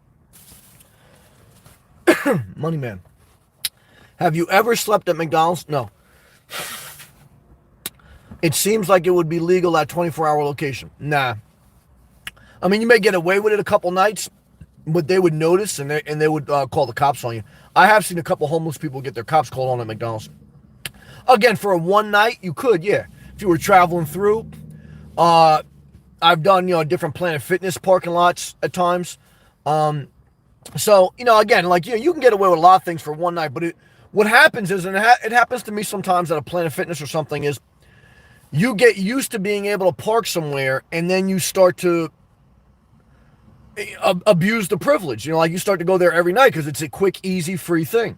And then too many people start to do it, and then too many eyes start to notice, and then there's always one person that is disrespectful to the environment, then then the cops shut that place down, and then it becomes an issue. So you got to keep it moving to some extent. Drunk Hulk says, I hate how the government disguises these low interest rates as relief when it is designed to inflate the assets primarily owned by the rich. We need higher interest rates. Well, it's a give and take. I understand your point to a certain extent, but again, if you have higher interest rates, you would curve inflation. Now, if you raise the interest rates now, yes, you would curve inflation a certain amount. Same thing with loan debt, right? Like I often said, when houses only had a 15-year mortgage, the house prices were lower. When car loans were only 3 years in term, car prices were lower. So banks loaned longer on houses and cars, and it made the asset price higher. And you are correct that when interest rates are lower, people tend to borrow more, and that does inflate asset prices, which are mainly owned by the rich. Mostly upper class or upper middle class people own stocks and real estate. That's true. And more it's upper. More and more middle class is shrinking, and there's either poor or rich. America's still a great place, but there is a gap growing. So it's a fair argument. It's an argument that's out there. I can tell you, as someone who's in the housing market, mainly looking at RV lots or tiny homes, before the coronavirus 2 months ago, to buy an RV lot, you had to put 25% down. Now, 2 months later, you have to put 30% down. So banks are making you put more down so that they have less risk. So you can't win. Land, what was the meaning behind the red pill gladiator? Carrie, yes. Carrie, this July. Oh, you're going to Florida this July? All right. Remember, try to get out of there by, well, I don't know if you're going to move there or vacation there, but the height of hurricane season in Florida is the middle of August to the end of September. And in the middle of July, it starts to get really hot and humid there. Really. Mike, fusion will be the end of petroleum companies and power companies. Yeah, some type of fusion powered cells or something like that. That's possible. I don't know the science on all that. It's possible. It's hard to control highly concentrated forms of energy, though. And that's the problem with, whether it's nuclear reactors or whatever. It's because they're so volatile in their nature of a highly concentrated energy, and they can cause mass damage. They're high risk. They're very CapEx, very high liability, high risk, and financially, they're a huge financial burden to the people investing in those type of products, and they're really not sustainable in one sense of speaking. So you go back to oil. In many aspects, is cheap, easy, and low risk, and solar and battery operated things are definitely a good way to go, but they don't have the capacity to power steamships, airfighters, airplanes, trains. So you always need gasoline a little bit. Look, fusion and all that, it may come down the road, but that's very hard to harness that powerful energy without it being too risky or too financially not worth it. Money Man, remember when they said we would be rioting in the streets? We are resilient people, one day at a time. Yeah, that's true. There was riots. No, not to a certain degree, but there were definitely protests on things like that. So, look, guys, this generation and the past couple generations, mine included, we've lived in some of the most peaceful times ever. In the 60s, when women and minorities were fighting for civil rights, guys, they would laugh at what we go through now. If you go back 100 years from that, with the Civil War, they would laugh at what... So if you look back 100, 200 years ago, we still have it better than... Right now, look, yeah, I'm bitching about gyms not being opened. So, you do take what we're going through with a grain of salt, there's no doubt. Yeah, Aaron said Bernie. I talked about that. Yeah, Bernie's okay in some things, but some things he's weak. Josh, no, man, I think one of my comments got deleted. Okay. If you see it got deleted or I didn't read it, please just retype it because I didn't mean to on purpose. because of restricted word. Oh, that's possible. Let me see if anyone got blocked. Sometimes if there's a curse word, YouTube algorithm will block it. I don't think I see any blocked ones, though. I don't notice any blocked ones, brother. Mike, VA is universal health care, no doubt. Yeah, well, VA is for people that were in the military service, though. Veteran Affairs is what VA stands for. So, veterans of the service. So, not everyone served. So, that's true. Drunk. Ideally, I like to see a return of 3% interest rates in addition to 500 to 1,000 a month UBI. We can easily fund this by increasing taxes on non-essential consumption. Yeah, I mean, it's there's always a counterbalance there. Like when you increase tax on non-essential things, a lot of times that does end up being a tax on the poor or the middle class. And then you kind of, you do mess with the economy too, because 70% of the U.S. economy is based on consumerism. So you make a good point. I'm just talking this out, the counterbalance. The counterbalance is our whole system's based on debt. That's the counterbalance.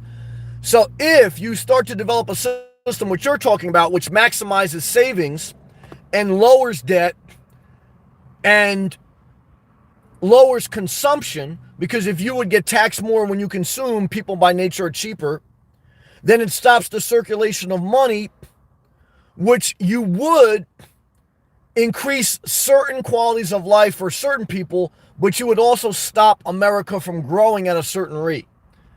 So there's a thin balance in what you're saying. You're saying some good things, but the counterbalance is basically American society is based on the circulation of money, the consumption, and the debt, and almost people being in debt. So if you take away that aspect, America's way different. Now, we would figure it out. To the other viewer's point, we're resilient people. We would have to adapt to different way of life. I think we could do it. But to your point, you bring up a good one. Yes, we could do it, but all Americans would have to adapt to a different culture and lifestyle. And you would have a huge resistance to people resist change. So, and that's why it takes an emergency for people to change. You would never get universal basic income unless there was a coronavirus or a major catastrophe. You didn't get Social Security and Medicare until there was the Great Depression in 1929. You don't get great change until there's a great need for it. Like, you know what I mean? So that's the dynamic that society struggles with. And then you go from one extreme to another, and society struggles with balance. I struggle with balance. Like, I'm an extreme. I go to extremes too sometimes. So that's the dynamic with human nature and policy. And that's why it's so hard to come to a conclusion. It would be great for minimalists. You're right. But a lot of people aren't minimalists. Again, I'm 1% of society as far as how I live. A nomad full-time on the road. An RVer is 1% of society. Even someone living in a tiny house is 1% of society as far as minimalist. As far as economic wealth, I'm not 1%. On my YouTube, how do I join on my channel above 1,000? Yeah, well, you won't get the channel membership option until you have a certain amount of view hours. So you have to put in a certain amount of work to have a certain amount of videos, and people have to watch them a certain amount of times, and then you have the option to have memberships. So YouTube works like any job. You get rewarded by showing up and being consistent.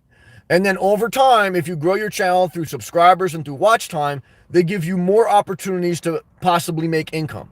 And that's it's just like any other job. It's a little bit different type of job, but it's a job. You pay taxes on it, you get a form at the end of the year.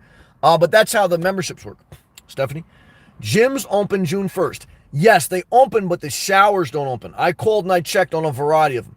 So the gym will open with the weights, with social distancing, and the bathrooms will open, but the showers, there's no date yet for any showers to be open. Love to you, Stephanie. Thank you. Aaron, you're right. Paying off debt sooner is better. Yeah, I agree. I mean, right now I'm like a single person, and I always tell someone if you go through a breakup or if you go through a divorce, stay single for at least 12 to 18 months. So when I got out of debt, it's like, for whatever reason in your mind, you want to go back in debt. So when you get out of a relationship for whatever reason, you want to get back into another one. I think that's very unhealthy. So what I told myself was, when I got out of debt, like, I want to spend at least 12 to 18 months not going into debt. And it's challenging. And it's challenging for a lot of people to stay away. So it's interesting. Bland. I don't want to see a bear. I want to see a MILF. Well, yeah, we're going to put that one on a t-shirt. Drunk. I would love to pay a higher consumption tax in exchange for doing away with lower income tax brackets or an income tax reduction across the board. Yeah, I mean, we'd have to work the numbers out, to see how it would all play out. But I wouldn't necessarily be against it. You just have to talk it out more. Drunk. I spent over 60 hours doing my taxes. It's a huge time cost for stress. No, I mean, again, you make some valid points. You're basically talking about a level of flat tax supplemented by consumption tax, which, again, I think it has some validity. You'd have to see how it would play out, but I wouldn't necessarily be opposed to it. But the part what itemized deduction is, it incentivizes growth. Like when you itemize things, the tax deduction incentivize people to do certain things with their money. The reason right now there's low interest rates is because if you give high interest rates, people won't invest. So when you have low interest rates, you have to put your money into something because you don't want it to gain nothing or have inflation in it. So you're going to invest it in the stock market or invest it in a business. If you go to negative interest rates, that's what you're trying to do. If you just allow people to hoard cash, no businesses get started. No one does anything. So you don't want to create an environment where you don't have tax deductions and incentives to make people take some risk. Because if everyone just collected money and sat on it, no businesses get started. No investments get made. And that's where you're going to struggle with how do you come up with a good conclusion to that. Because as much as we hate it, or as much as I may hate debt and the mortgage tax deduction, real estate and mortgages create a huge part of the economy. When you buy a house, you get real estate agents employed, you get bankers, you get the appraiser that comes to your house, you get contractors. The first thing you do when you buy a house is you're going to hire a contractor. You're going to go to a Lowe's homeware store. You're going to put your touches on. You're going to buy home decor. So you pump money into the economy. If everyone just gets a certain amount of money and never spends it, no one invents. There's no incentive to invent. There's certain jobs taken away. So again, what you're saying is you're going to recreate society at a more stagnant level, and people are going to be more stationary and less innovative. So right now, you can do what you want, but you have to live an odd, non-conforming life. So I agree with you in your mindset because I'm a minimalist like you. We may have our own style, but if we're saying that we want to create a financial system centered around the minimalistic lifestyle, well, you're basically saying that. I understand the bad part about that. The bad part about that is you create a stagnant society without incentive to be a risk taker or active. In a society that's not centered around a minimalist, I willingly sacrifice some of what society has to offer in order to live how I want. But if I say I want everyone to live like me, then a lot of conveniences that are out there because of innovation and tax deductions, I would not be a part of. Like Planet Fitness and gym memberships. And, those are all like publicly traded companies that took risks to fill a need in the marketplace. And they use tax deductions. They use REITs, real estate investment trust. They use all these things to make their business happen. And that provides a service to society. So it's a never-ending road of philosophy of political systems that you can come up with. I just think you have to balance the system a little bit more, but I found the best way to me is just figure out how you want to live. And as long as the system is not oppressive, just navigate around it. Because, I don't know if there's a perfect system out there. There really isn't. Money Man. I'm interested in living in Wyoming, he says. Only 700,000 people in the whole state. Yeah, the climate and the culture is not my style, though. But if you like to be by yourself, if you like cold weather, and if you like rocky, rural land, that may be for you. Josh. Nomad. When I put my car in the shop, I rented a room. I'm here one night, gotta be honest. It feels great having a home base. Well, and you're not committed, so that's positive. And I can't wait to take a hot shower. That's a blessing of having a home base, and I think there's value there. It will be the first in 2 months. Yeah, look, when I first got on the road, I love getting rid of everything. But I can't begrudge anyone from having a house because I had a house for 15 years. And I recognize now, 3 years full-time on the road, some conveniences I miss out on that I'm looking to maybe get back, but without the amount of debt and without the size of I only had 1,000 square foot condo. But right now, I don't want anything above 500 square feet, and I would like to be closer to 250 square feet. But I don't really want a condo.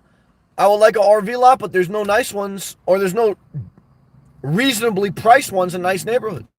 You got to go in the middle of nowhere. I don't want to live in the middle of nowhere, so I'm caught in a dynamic. It's a tough thing. Like, you say, Sam, well, if we change society and we made cheap RV lots available on the beach, would that make your life better? No. Because actually, if I'm being honest, some of the RV lots I like, they're in nice areas that have nice homes and in a nice situation. So if the east coast of Florida had a bunch of RV lots, and that's all they had, no nice homes, no things like that, I probably wouldn't like it if I'm honest. So part of me driving Highway A1A and walking around is I do enjoy seeing, I don't want one, but I do enjoy seeing nice big houses and nice lands. It's a dynamic. But if I'm being honest with you, I would probably not like Southeast Florida if the entire stretch was all RV lots. Just one big campground. I wouldn't like that. It would look nasty. I think it would be nasty. So you need a balance. But my way of life, I don't think should be the norm either. So I got to be honest with you. It's weird. It's a weird thing, but I got to be honest. Let's continue. Let's take hydration break. Tom Hanks, what's up, brother? Shout out to you, man. Good to see your boy Blanton out there working hard on YouTube. He'll figure it out, man. He'll make it happen. He's being consistent.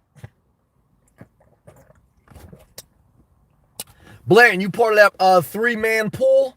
Are you part of the Blanton triple rental? Like each guy's putting in $550 to rent this place? Are you part of that? I don't want roommates, man. But I'm not mad at someone who does.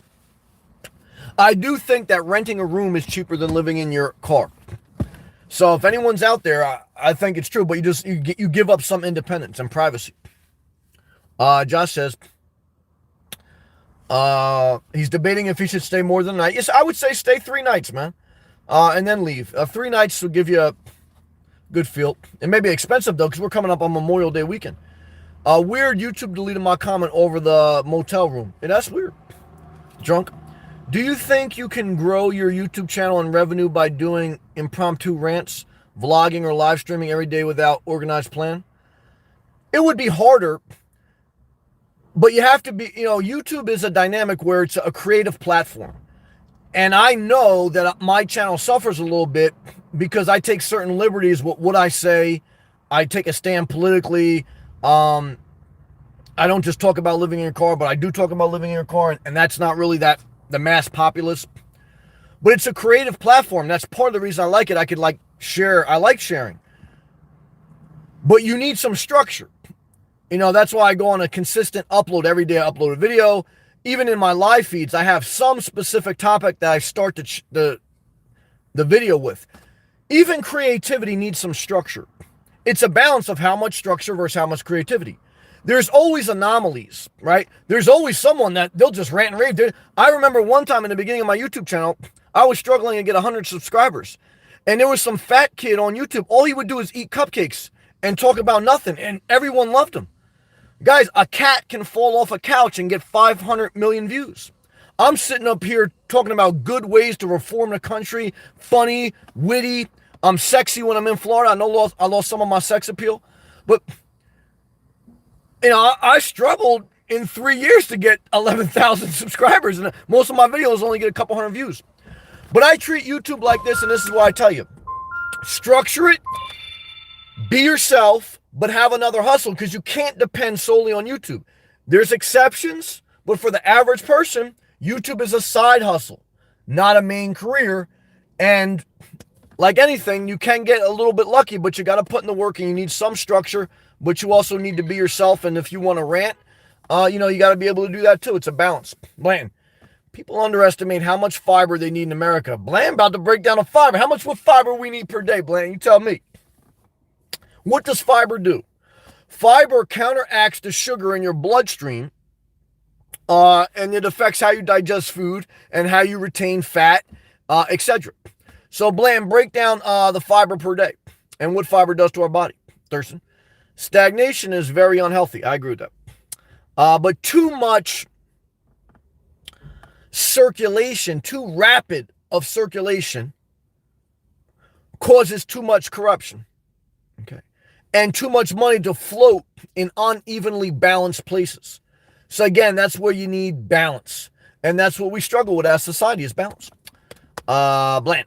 Thank you for supporting my channel, Sam. Hey, man, I know what it is. I've been where you guys, I didn't inherit a channel. I started with 0 subscribers. And I bust my ass to get where I'm at now. And I blocked probably, again, I always tell you guys, I blocked more people, my channel would be bigger. So it's a balance of things. Don't let the trolls grow your channel, though. Be willing to let your channel die. I blocked a lot of people because they were trolling me or I just didn't agree with them. Some of them were good people, but I got a little upset with them. But what I would tell you is don't let the trolls run your channel. Be willing to even at this point, I am willing to let my channel go down to 0 subscribers. I'm willing to get 1 million thumbs down. Why? Because I treat it like a side hustle. I know what it is.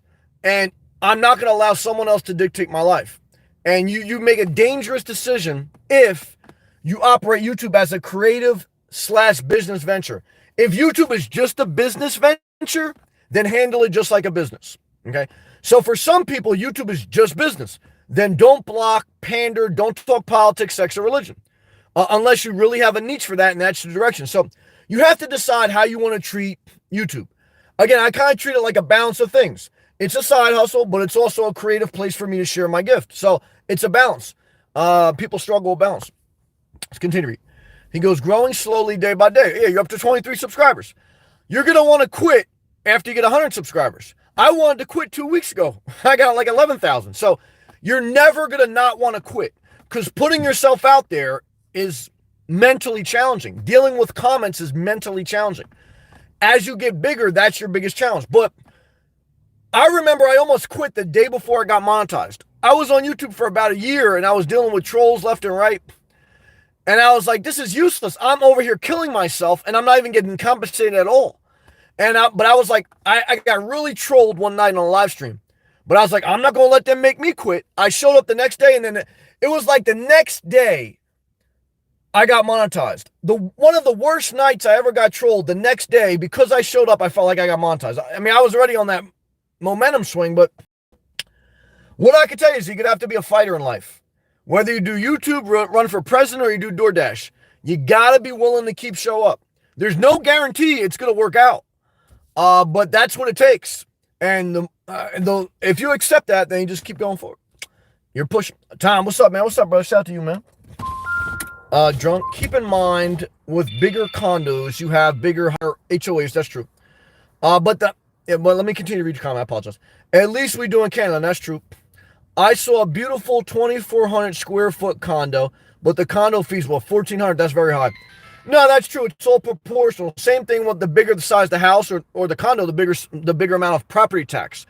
Property tax is usually based on square footage and, comp sales, etc. But square footage plays a part in the value of the home, therefore the amount of property tax that you'll pay. So it's all in proportion. That's why less is more. I agree. One person only needs 250 square feet. Anything above that is a luxury. I live in 10 square feet now, so 250 square feet would be like a mansion. Tom, have you seen Bland's newest video on alcohol addictions? I don't know if I watched the whole thing because I saw that come up, and I wasn't in the mood to hear a deep conversation. Like even some of my videos, sometimes like if I'm not talking about something fun, people aren't in the mood to hear something deep. So, and sometimes when I talk about something fun, someone wants to talk about something deep. So that's why you have to upload consistently, because certain time, but you got to be yourself. Because there's a certain video, like tonight, I may want to watch that. And what Blanton is going to realize if he leaves that video up, 2 years from now, someone will comment on his alcohol addiction video and he say, I was struggling with this, it really helped me. Yesterday, I had someone comment on the video where I cried about my dog dying or putting my dog down. And initially, that video got like 200 views, and I got like a lot of thumbs down. People didn't like that I cried in it. And I got trolled for it.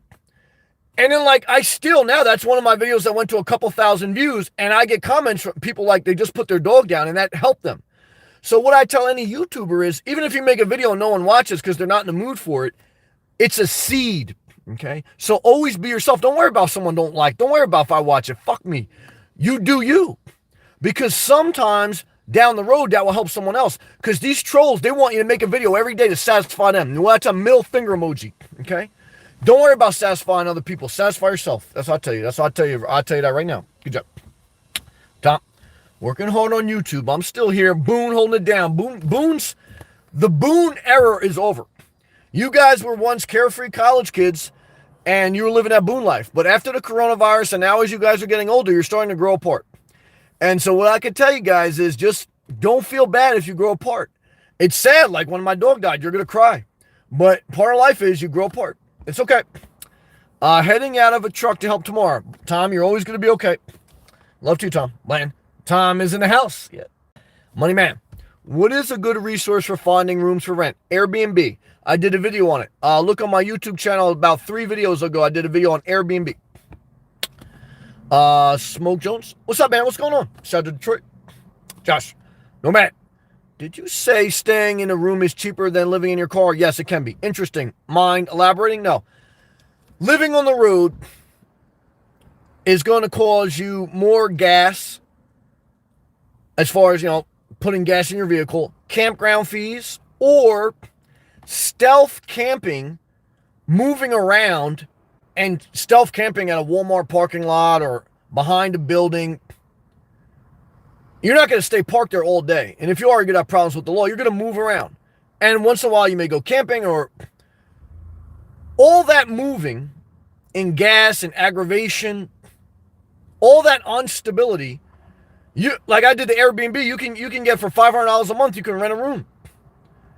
So even if you save $200, it may be healthier.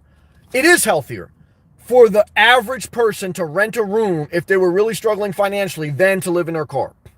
Because they're going to have problems with the law if they live in a car. They're not going to keep it moving. And if they do keep it moving, they're going to realize they're going to have to spend more money than they think. The number one thing you spend money living on your car is food. If you rent a room and you can buy, bulk salads or bulk food and just make it in a shared kitchen, you would save more money than eating out every day. Now, look, again, you can live in your van, you can eat canned foods and never move your vehicle and basically bitch at the yuppies who make you move.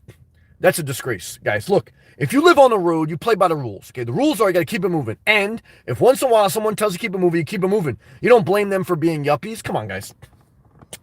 The average person would do better to be renting a room with the stability of air conditioning, heating, shower, and a kitchen, which you're experiencing now renting a place.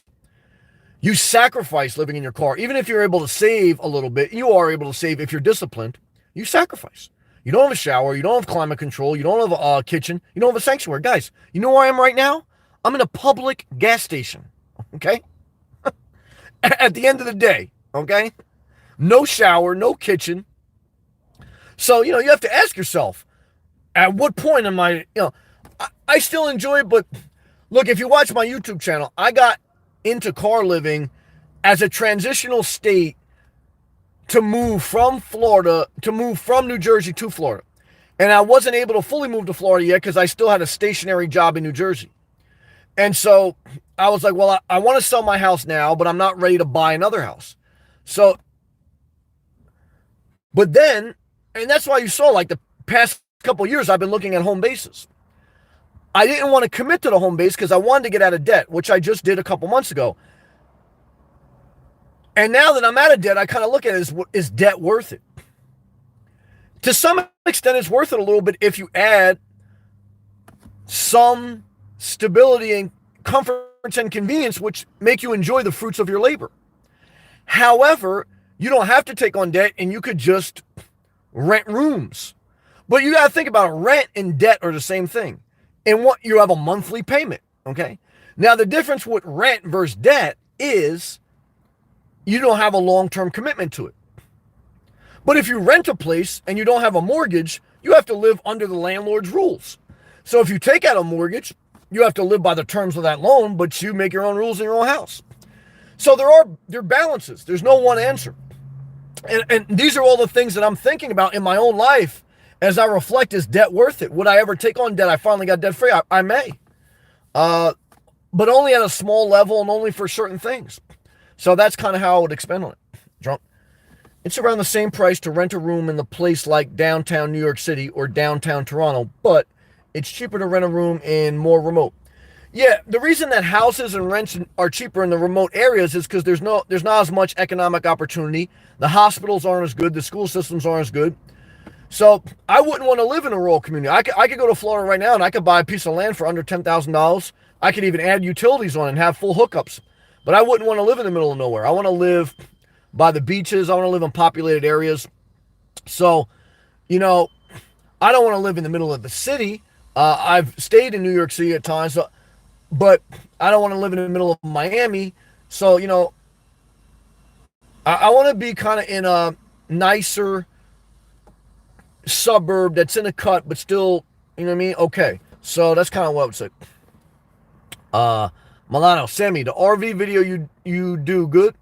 The RV video, the RV videos are my most viewed. But what I always tell you guys is AdSense revenue is very small. For about 1 million views, you get $1,000. So yeah, none of my videos have 1 million views, but I have over 2,000 videos, and some of them have thousands of views. So it all adds up over time. You gotta always look at like 1,000 views make you $1. My average video does not get 1,000 views, or maybe it gets close to it, you get $1. So that's where you need the supplemental super chats and supplemental YouTube memberships joins to make it somewhat sustainable. It's just honest facts. There's a $1 super chat. Frank Breeze, who became a member and blew me away yesterday with the super chats. Frank Breeze, man, thank you for your graciousness, man. You unbelievable last night, and thank you for becoming a member and for your support. I really appreciate that, Frank, man. But but that's how you sign up, man. So that's part of YouTube. But again, YouTube is like any job. It's not, for most people like me, it's not going to happen overnight. I've been on YouTube for 3 years. Every day I upload a video, and I wasn't allowed to go live every day. As soon as I was allowed to go live, I went live every day. And, you just try to keep pushing forward. And, hopefully get lucky along the way. Drunk. Verse living out of your car. Yeah, you could, for most people, like there was a guy in Long Island, he watched my videos. He had just got through a divorce and he had a child. So he was looking to cut some of the expenses that's like reset his life. And he was doing Uber. Shout out to, he had a YouTube channel too. What was his name? Survivalist or something? He had a YouTube channel. He did 3 videos. I loved all of his videos. I watched them. But he shut down his YouTube channel because he felt it wasn't worth it. And for most people, YouTube isn't worth it. But what he had told me when we were sharing was that he had found my videos through Living Out of Your Car because he was getting a divorce. He had child support and he wanted to save money. And he was just doing Uber. But what he realized was he didn't have a shower. He didn't have a place to go at the end of the day. He had to find a place to park. He didn't have a kitchen. He was spending more money in food. On the road, you can easily spend $20 to $40 a day in food. Easy. And that's easily, a couple, $6,000 to $9,000 a month. So he found that he could rent a room in Long Island for about $500. And even if he could save $100 or so more dollars living in a car, it wasn't worth it. So, again, it's like I'm an oddity to some extent. I'm a rare person. And most people should rent a room if they're struggling financially, not living in their car. But some people are rare. So I'm thankful for the rare people that made videos about living in their car. It's, but I don't know if I'll live in my car forever. I probably won't. So, I'm struggling with that now. What do I want to do next? Blanton says total dietary fiber intake is 25 to 30 grams. Thank you, brother. Sodium, you don't want to eat more than 23 milligrams of sodium per day. Sodium is like a salt measurement, which makes your blood pressure rise and retain water. Charlie, you're awesome. Thank you, Charlie. Drunk says, this is just me personally. I'd rather live off rice and beans so I can pay more of my own small apartment versus living. Now, I agree with that. Yeah, you rather live on your own than live with roommates. I agree with that. I value my independence. Super chat from Canada, Drunk Hulk. Thank you, Drunk Hulk, for the super chat. Shout out to Canada. Thank you, Frank. Also, Frank, you're very generous last night, and thank you for being a member. So, Drunk, thank you, and Frank, thank you guys for those super chats, man. Love to you. I'll finish reading your comment, Drunk. He goes, yeah, basically what he's saying is he values his privacy, and he'd rather rent a small apartment, pay a little bit more than roommates. He did it before, never again, nothing personal against roommates. I totally agree. And that's why I'd rather live in my car. Yeah, I'd rather have my independence. Even if I spend more living in my car than renting a room, I'm an independent person, guys. I spend 99% of my time by myself, and I like it like that. Like, I don't get lonely. I still have my mother to talk to and stuff, but, look, guys, when I'm in Florida, I don't hang out with people. I have people ask me to hang out. I don't hang out. So, again, you have to be a certain person to thrive on the road. It's not for everyone. It's true. That's why. But I had a pet. I'll never do that again. It was a blessing, but I couldn't go through that again. Blam. Americans on average only eat 15 grams per day. Well, that's interesting. Charlie, such an inspiration. Thank you very much, Charlie, for the positive comments. And Hulk, Drunk Hulk, thank you again, man, for the super chat. Hulk goes, if you are an entrepreneur or self-employed, my advice is to pay for your own small apartment or do a van life instead of living in a room. Your time to yourself is your money. Now, that's very true. Yeah, look, when you're an entrepreneur, you need to be able to recharge your batteries, be alone with your thoughts, and have quiet time for your creativity. And if you're an entrepreneur, you have a lot of tax write-offs that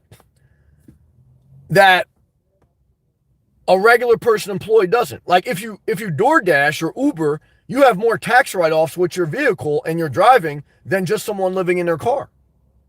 So that's why I tell you guys, DoorDash, even if you do it for a little bit, you get some good write-offs, all right? So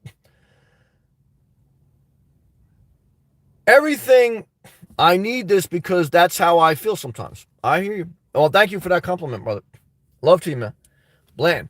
Every day is a battle. Well, yeah, some are good, some are bad. There used to be a saying, I used to work with a guy in construction. He used to say, like, once in a while, we get a good job. Like you're on a construction site, there's different jobs. So once in a while, they give you a good job, and then once in a while, they give you a horrible job. Like, you got to run pipe in a ditch or something. And the guy would tell me, when we get a bad job, because you're, like, paired up with people when you're an apprentice. And he goes, Sam, sometimes you get the bear, and sometimes the bear gets you. And that's true. That's the battle of life. Sometimes you get a good day. Sometimes it's a disaster. Charlie, you are so positive. Well, thank you. And I try to share when I feel negative and frustrated too, because that's life. Life is both positive and negative. Love to you, man. Thank you. Land. Positive to the quarantine. It's given me time to jump in these live chats more. Well, it's a blessing to have you, man. I'm thankful. I really am. Milano, $1,400 a month condo fee. That's high. That is Vancouver. Yeah, I'm obviously too. That's a bigger, nicer place too, I'm sure. But in Miami, I'm sure Miami has them. I can guarantee you, Milano, there's certain condos in Miami or townhomes that $1,400 or a country club.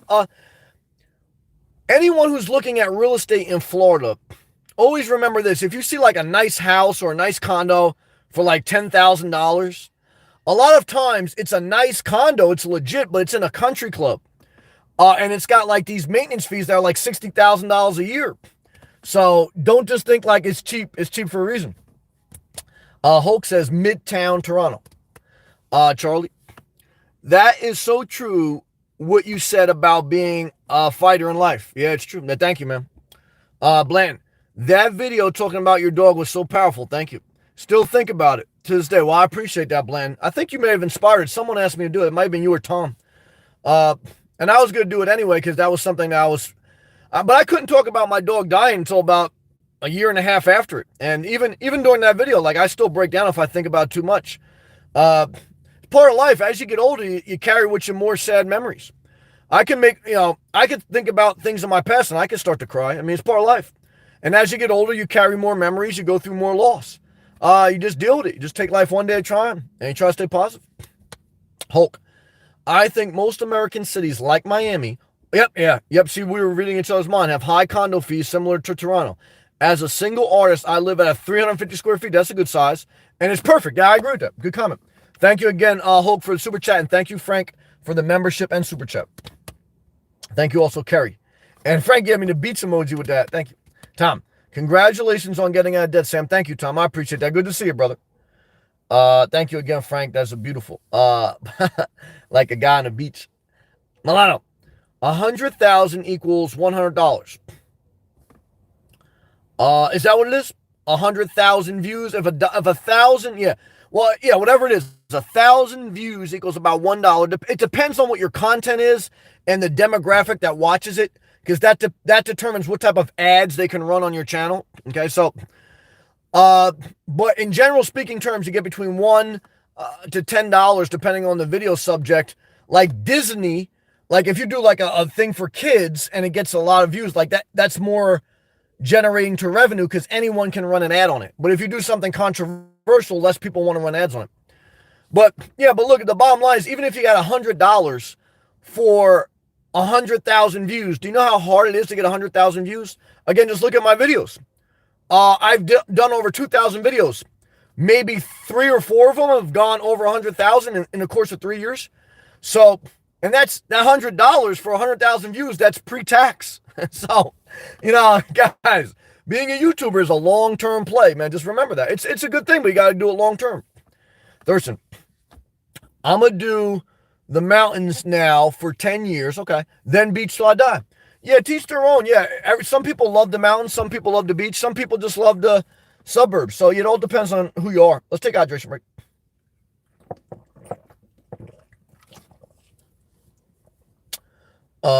Money man, can I have some advice for dealing with the past, regret, and people that look down on you?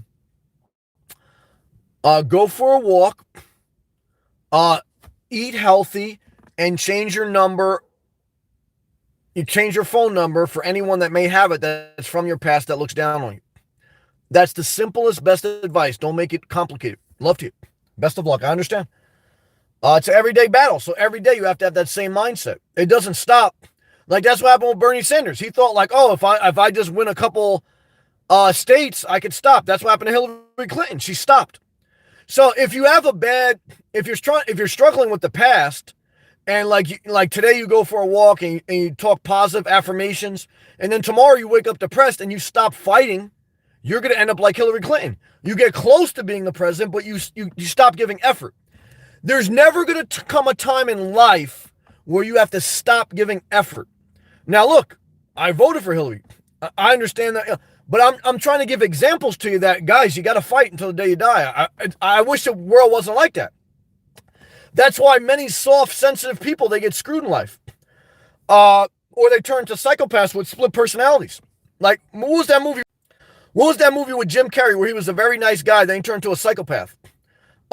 Me, Myself, and Irene. I want you to watch Me, Myself, and Irene. Jim Carrey was this very nice guy. He treated everyone very nice. But he would never fight for himself.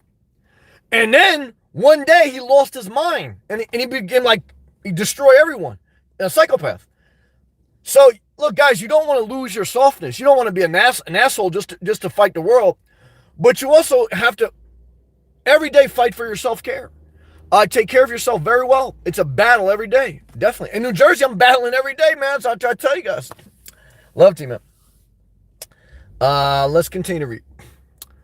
Hulk, thank you again also for that super chat, man. Shout out to Canada, brother. Appreciate you, man. Good comments tonight. Money man, what's your plan for when you're elderly? I couldn't imagine sleeping in your car at 70.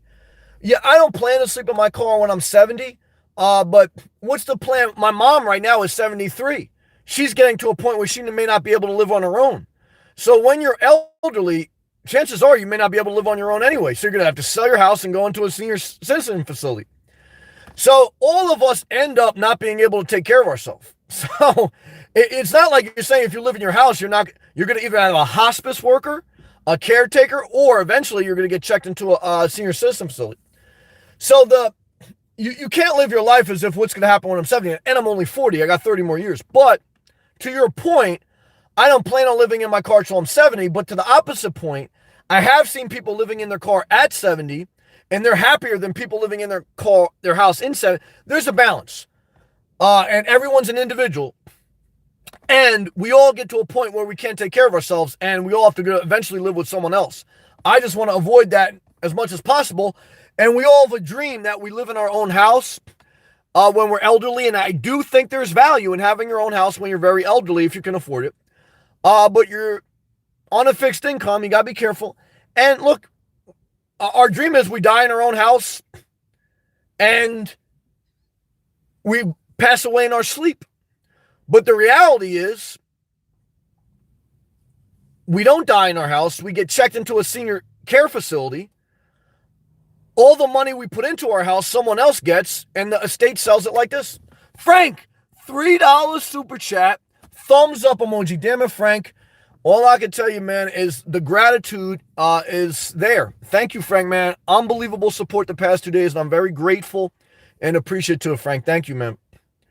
But it's the dynamic of when you get old, man. So there's no easy answer. It's a good question that I think you should ask yourself. I think everyone, as they get older, should ask themselves, what am I going to do? Like Milano's getting old. Milano, how old are you now? He's 62. He's collecting Social Security. Now he's got a fully self-contained Class B. So the good thing about Milano is even though he's a senior citizen, and Milano, I hate to tell you, you're a senior citizen, that if he becomes 70 and as he gets older, he could just live in his RV in an RV park or a campground and he don't have to move. Like right now, he's stealth camping, but if he gets too old where he can't like move around, he could just go in his RV and just park somewhere and be done. He's 63. So, but at 63, you don't want to waste 7 years of your life and live in an elderly home or live in your house if that doesn't inspire you. If you're 40, you don't want to live in a house just to prepare for 70. You don't want to waste your years preparing for your elder years. Your elder years suck. When you get old, they suck. Even the Bible says getting old sucks. Okay? The Bible said that there'll be many dark days as you get older. Okay? So yes, gray hair is wisdom and all that stuff, and it's a blessing to get old, but there's going to be dark days when you get older. Okay? And you can never avoid that. Doesn't matter if you're in a house, RV, or car. All you can hope, pray, and prepare for is that, yes, you have a stable place to live, whether it's a small apartment, a small house, an RV, or a big house, whatever you can afford, and that you take care of your health. People should ask themselves every night what they eat for dinner, how is my body going to react to this food at 70? Here's a very interesting thing. A lot of people ask me because I live in my car, what am I going to do when I get older? And a lot of them are unhealthy because they eat unhealthy food. My mom has diabetes. She's 73. She should have, really asked her, but she can't help it. Frank, $10 super chat. Damn, Frank. Thank you, man. Frank, man. Frank, I'm blown away, man. Thank you very much, Frank. That's all I could say. I say it sincerely. And I mean it, and I'm appreciative for your tip, Frank. And you're showing me a lot of support, and it doesn't go unnoticed. And I'm grateful. Thank you, Frank. So yeah, guys, remember that, I may get in a position where I have to take care of my mom because of her health. And a lot of her health is self-induced. She just can't help herself. She eats unhealthy food. So, you do raise a good point. You got to think about what you're going to do when you get older. You're right. Bland. The master has failed more than the beginning. Yes. But as you get older, the failures take a toll, and that's why you take less risk. As you get older, you don't want to do that much entrepreneur risky things because you're tired of failure. So you just got to remember that. Milano, $2,500, some expensive in South Beach. Yeah, South Beach, a lot of rich people in South Florida, man, a lot. Hope. And never forget those condos fees or HOH fees don't include property taxes, utilities, etc. You're right, brother. And that's the dynamic. Like if you buy a house, you pay off the mortgage, and if you're 70 years old, that's great. But you never get back your down payment or all the money you put into the house until you sell it. And then if you sell your house, you get the money back, but then what are you going to do? You got to either rent, be a nomad, or buy something else. If you buy something else, you never really saw that money. It went into a dark hole. The only value of real estate is if you have kids and if you leave it to your family. But if you have a paid off property and you die in that property, it's going to die with. Now, if you have money in the bank, it's going to die with you too. So obviously the ideal situation is you do have a home that's yours that you can afford. You die in your sleep, and you know, if you don't have any money to leave, whatever money you leave is left to charity, whatever, or you just spend everything the day you die. It's a dynamic, try to figure out. You're never going to figure out life completely. Money man, what do you do for work? IT engineering. Well, Sammy, 2,500, but you have a valet parking, 24 security, tennis, party rooms, volleyball, etc. The problem with that is all those common amenities are shut down with the coronavirus. Like there were some RV lot communities I looked at, their pool was closed, their tennis courts are closed. They're starting to open up, but they're shared facilities. You don't have privacy. But yeah, you can get a lot for them. Milano pool, yep. Milano theater room, that's big time. Milano bar, laughing, yeah, nice Colombian. I met some girl today on YouTube, a Dominican girl, from South Florida, Fort Lauderdale. She's hot. She does YouTube. I got more subscribers than her, but she's hot. She's 25 though. What am I gonna do with a 25-year-old, man? But yeah, that's why I like South Florida, man. I like that Latin vibe. Dominican, Cuban girls, Puerto Rican. I like that vibe, man. That's true. Colombian, Latino. I like that. Hope my pleasure. Keep up the great work, brother. Thank you, man, for that gracious tip, man. Thank you. Thurston, would you live in a foreign land like the Philippines? No. Love the Filipino people, all that, love the world. But no, I don't want to leave America. Filipinos have a lot of poverty. And I guess they have some nice areas too, man. But I don't speak the language. I don't know, man. I guess, but if you had a vibe, man, like I don't speak Spanish, but when I'm down South Florida, like people like this, it's like I speak Spanish. So I don't know, man. No, but I don't have any desire to leave the country. I don't have any desire to go to Utah. So, like, when I say I don't want to go to the Philippines, it's not because I'm saying, like, I got a great viewer, Meadow, she's from the Philippines. It's not because, like, it's disrespect. I don't want to visit Utah. Utah's in America. I don't want to go anywhere other than Southeast Florida. That's just my opinion. Frank, thank you again, Frank, man. You blew me away, man. All your support's been awesome. Thank you, man. Money man, what would you do differently you woke up tomorrow at 19?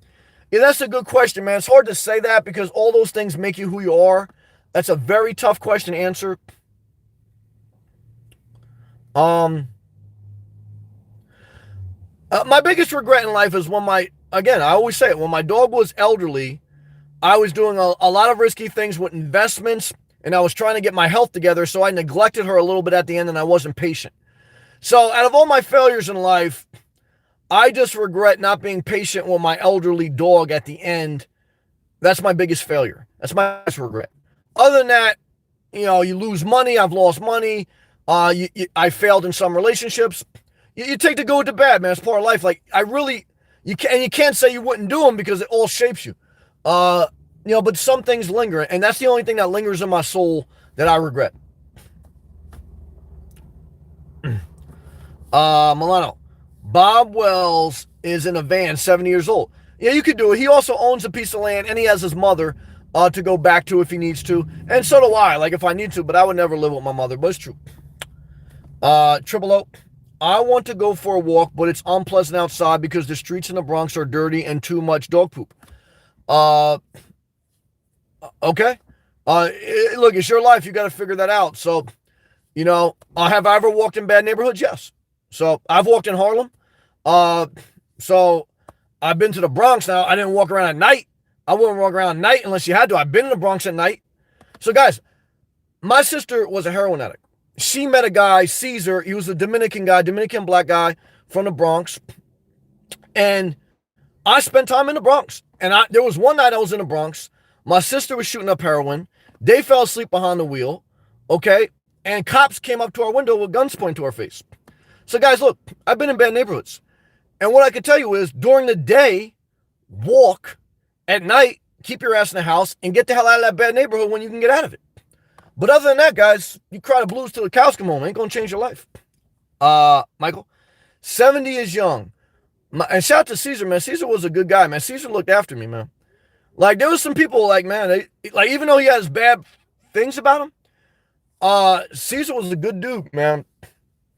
I never forget some people in my life, man. Even though they were into some bad shit, they did some good things for me. Michael, 70 is young. My dad is 80, and he still works full-time and loves it. There's anomalies. Average life expectancy for a male is 76. Average for a woman, 78. So, averages are he's at there's above average and there's below average. I had friends that died in their 20s. So your dad may live past 80, but chance of him living past 90 get very low. So at anything, he's got 5 or 10 more years of left of his life than he'll be in a nursing home if he's still alive. That's the reality. Love to him, though. I hope he does great. Milano, 63. Yep, he's 63. Frank, man, thank you again for your love and your appreciation, man. Milano, if I get too old and I can't do it, I have a gun. Now, I mean, I hear that argument too. I've heard people tell me that, look, they'll take their own life. I remember Dr. Kevorkian used to do that for people. I can understand it. It's a tough thing, but I can understand it, man. I pray it never gets to that point, man, but I understand it. Charlie, I love Florida. Great weather, palm trees, just relaxing. Yeah, in certain parts. Again, certain parts of Florida are a shithole. They're a war zone, or they're a country land, wasteland. They're meth spots. So every place has its good and bad. So you got to do the research. You got to put in the effort. And that's my message tonight. So we talked about a lot. I want to thank everyone. I want to thank, a Money Man says, did you go to college for engineering? I went 5 years. I went to school at night I was an electrical apprentice. Okay. And so when you go to school at night to become a certified journeyman electrician, you get certain credits for electrical engineering. So I took that. I didn't go to another school after that, but then I studied 3 years. I got my master's. You become a master electrician and become a contractor in New Jersey. So with my partial credits for engineering, with my master electrician certification, and with my years working in the electrical field, I was able to get an entry level like maintenance engineering job for an IT company. And then over the course of 10 years, I leveraged that into becoming like a capacity manager for infrastructure. So you leverage the credits you have to have the experience, and then over time you build equity with companies and you progressively move up. What do you do for a living? Frank, thank you again for your membership, brother. Hey Sam, you are going to any beaches this weekend? I don't know, not in the Jersey. I will. I don't know if it'll be in Florida, New Jersey, probably New Jersey, because again, the gyms aren't open, but I always go by the beach, because for me, I need to be by the beach. That's part of my self-care. So I plan to be, but I know it's going to be packed. Hulk, my goal is to own a small freehold townhouse, no condo fees with freehold, okay, or tiny house, and then go on long road trips. That's okay. I like a home base. Oh yeah. So yeah, you're gonna have a home base, like a tiny house, and then go on road trips. That makes sense. That's a pretty good setup if you find something like that. Hulk says, I mentally know I have comfortable place. Yeah, that's a valuable thing. Yeah, mentally know you have a place to come home to in an area you like. You got to find an area you like. Because I almost bought a home base in an area I didn't like, and I would have made a mistake. But would be prepared to hit the road if I got cabin fever. That's a good balance. That's what I'm looking for. It's hard to find, though, man. Rob, what's up, man? Damn. That's a top job, Sam. Much props to you. I'm scared of electricity. I was scared, too. And I worked in oil refinery plants. It was a disaster. And I got hurt a couple times. A disaster. But I paid the price because I always wanted my independence. I was never scared to work. But as soon as I can get out of the electrical field, I got out and I got more behind the scenes. But yeah, it's a disaster. Money Man, I work at Lowe's Distribution. Well, because there was a season when I got laid off from when I was a union electrician, I was thinking about working at Lowe's until I could find another thing to do as like the electrical pro. I don't know if that time if you needed a contractor's license, which I didn't have yet. So I know at that time they were talking about like electrical pro, get $25 or $30 an hour. So, but you need the certification. You need either the journeyman electrician certification or you need the master electrician certification. Now, but remember, with every job, it's not just the certification. And sometimes the job will say degree and or equivalent work experience. Everything is not based on your degree or certification. You need some. But if you keep reading, most job applications say degree and or equivalent work experience. And that's where you can leverage a lot of things if you're willing to put in the work. But you have to show up. You have to be consistent. You have to have an overall good attitude, and you have to avoid conflict at work. I know people with degrees, but they don't show up to work. They're talking about going back to get another degree. I know people with a degree, they went to work, but they can't keep showing up. They're not consistent. I know people that show up, they're consistent, but they don't have a good attitude. Therefore, no one wants to work with them. No one wants to promote them. Then I know people that show up, they're consistent, they have a good attitude, but they get in a conflict. HR has a file on them this long. They leave their job like a burnt bridge. And so, guys, you got to follow the certain rules. Good job. Drunk.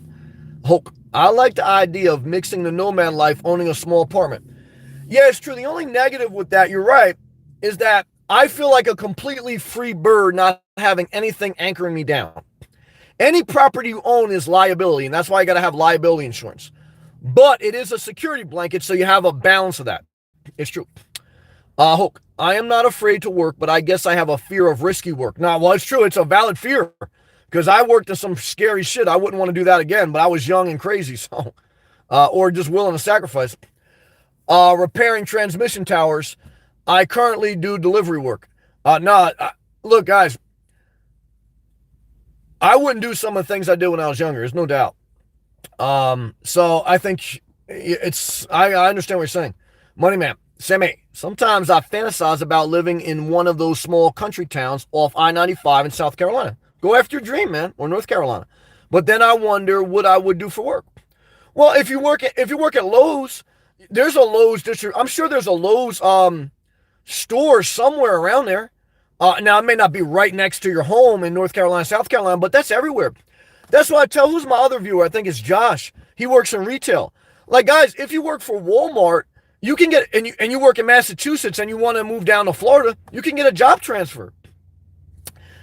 If you work at Walmart or Lowe's or Home Depot, and let's say you live in Chicago, but let's say you show up consistently, you're positive and you don't have any issues with conflict at work, I can almost guarantee you that you can apply for a job transfer and you can get it with a Lowe's or a Home Depot down in Florida or South Carolina, wherever you want to live. And that's the value of working for a big company. So take advantage of that, man. All right, guys, love to you, man. Really appreciate Frank. I want to thank you again, man, for all your support. Hulk, I want to thank you. Kerry, thank you for joining my memberships. I will see all my members on my Sunday members only chat every day, though I do go live on this channel. It's free for everyone to watch and comment 6 days. Triple O, I feel like when you're getting old, you need a wife, kids, home, because it feels like you've achieved something, but I have none. I don't have any, and I don't feel like I need them. So it's all in your mind and what you want. We're all on our own journey. But I can tell you, as someone who has none of those things, I feel totally at peace. But to each their own. Again, my life is my life. Everyone has to live their own. So love to you guys. God bless you. I'll see you tomorrow, man. God bless.